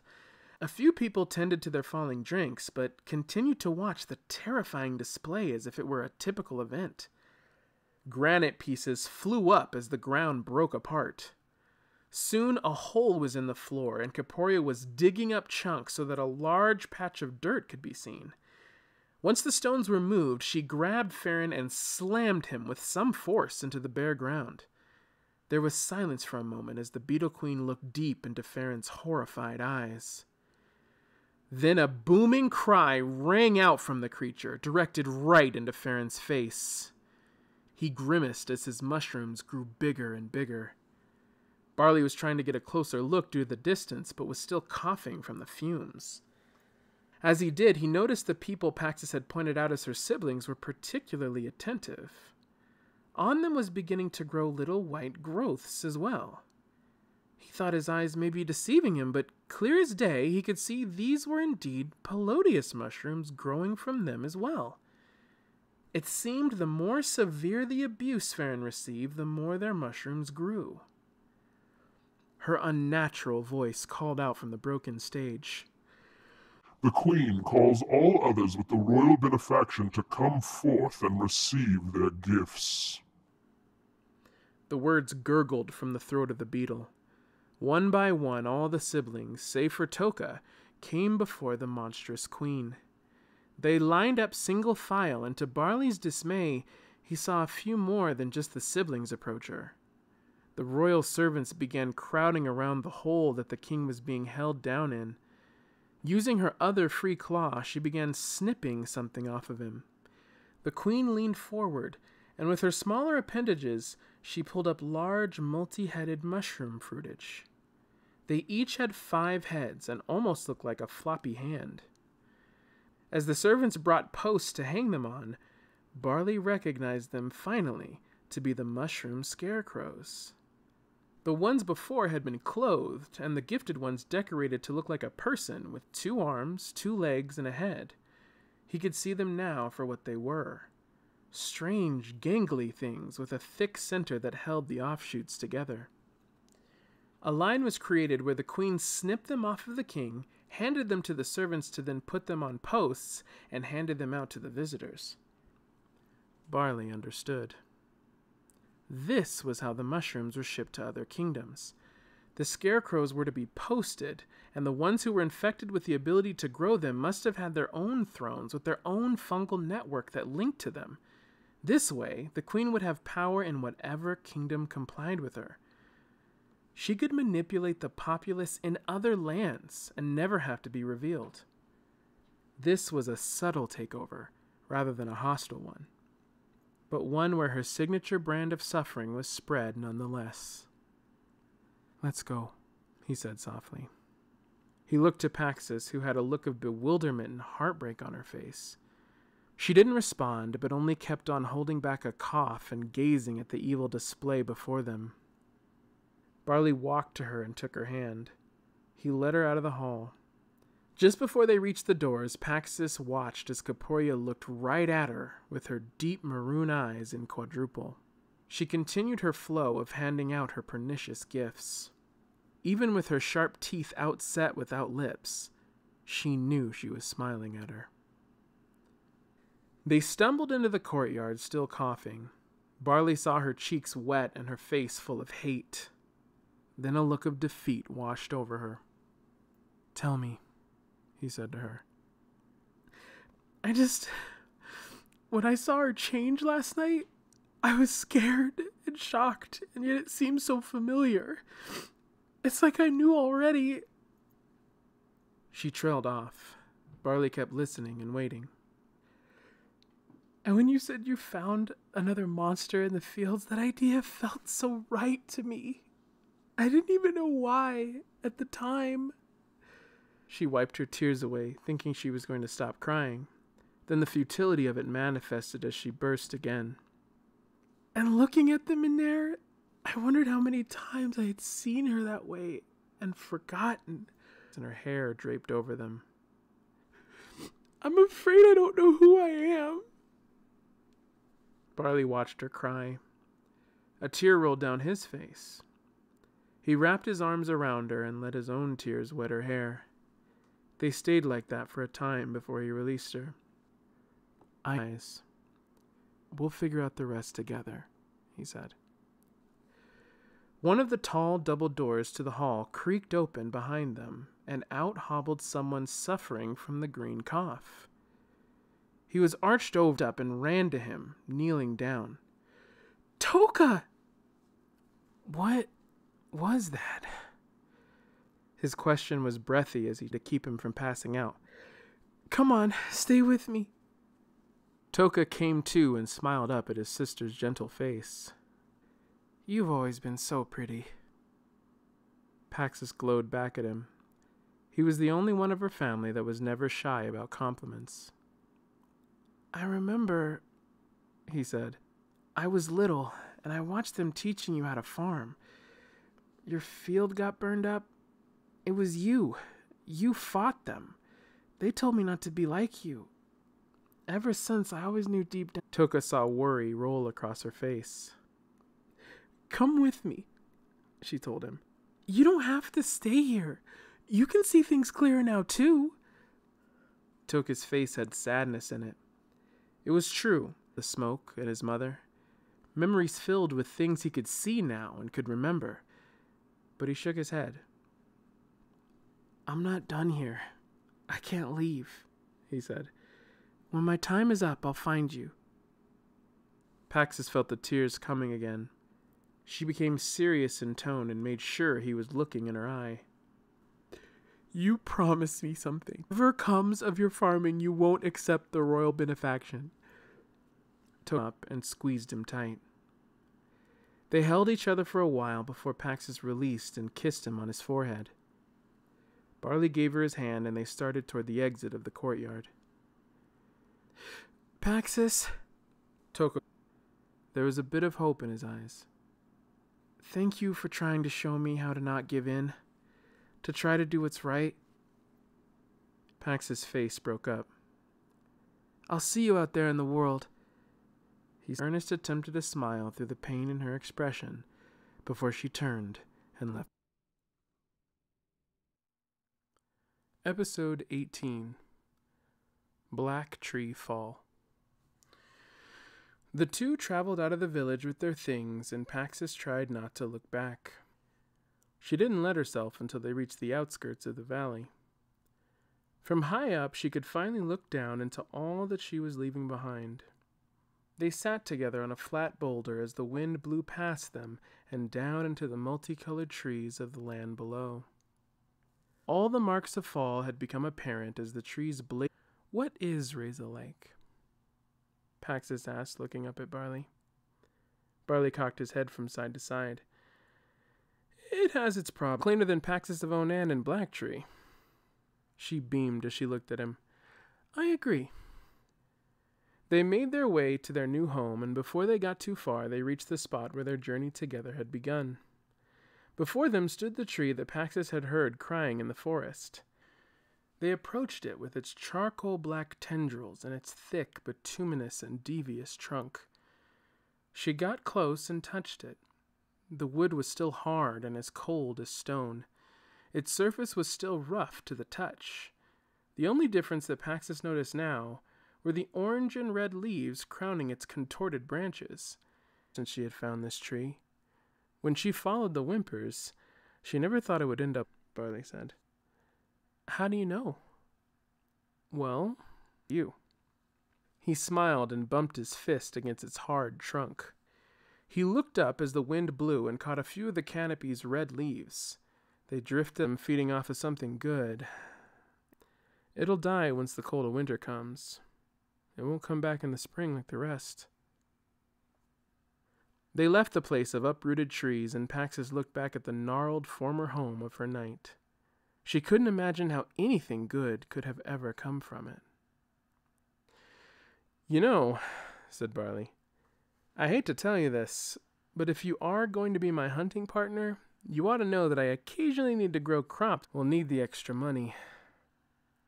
Pax's eyebrows drew together. She looked at him and laughed. He laughed with her. "I'm okay to farm," she said. "Just no mushrooms, of any kind, ever." Barley chuckled. "It's a deal." Paxis leaned into him and squeezed his right arm. In all honesty, she knew that she was okay with growing whatever she needed to. She would just make sure that this time, like, subscribe, and follow me at Tonic Torrents on Instagram and Facebook. Support this book and my continued writing through Patreon. More tales are coming, so stay subscribed and stick around. I have more stories to tell you.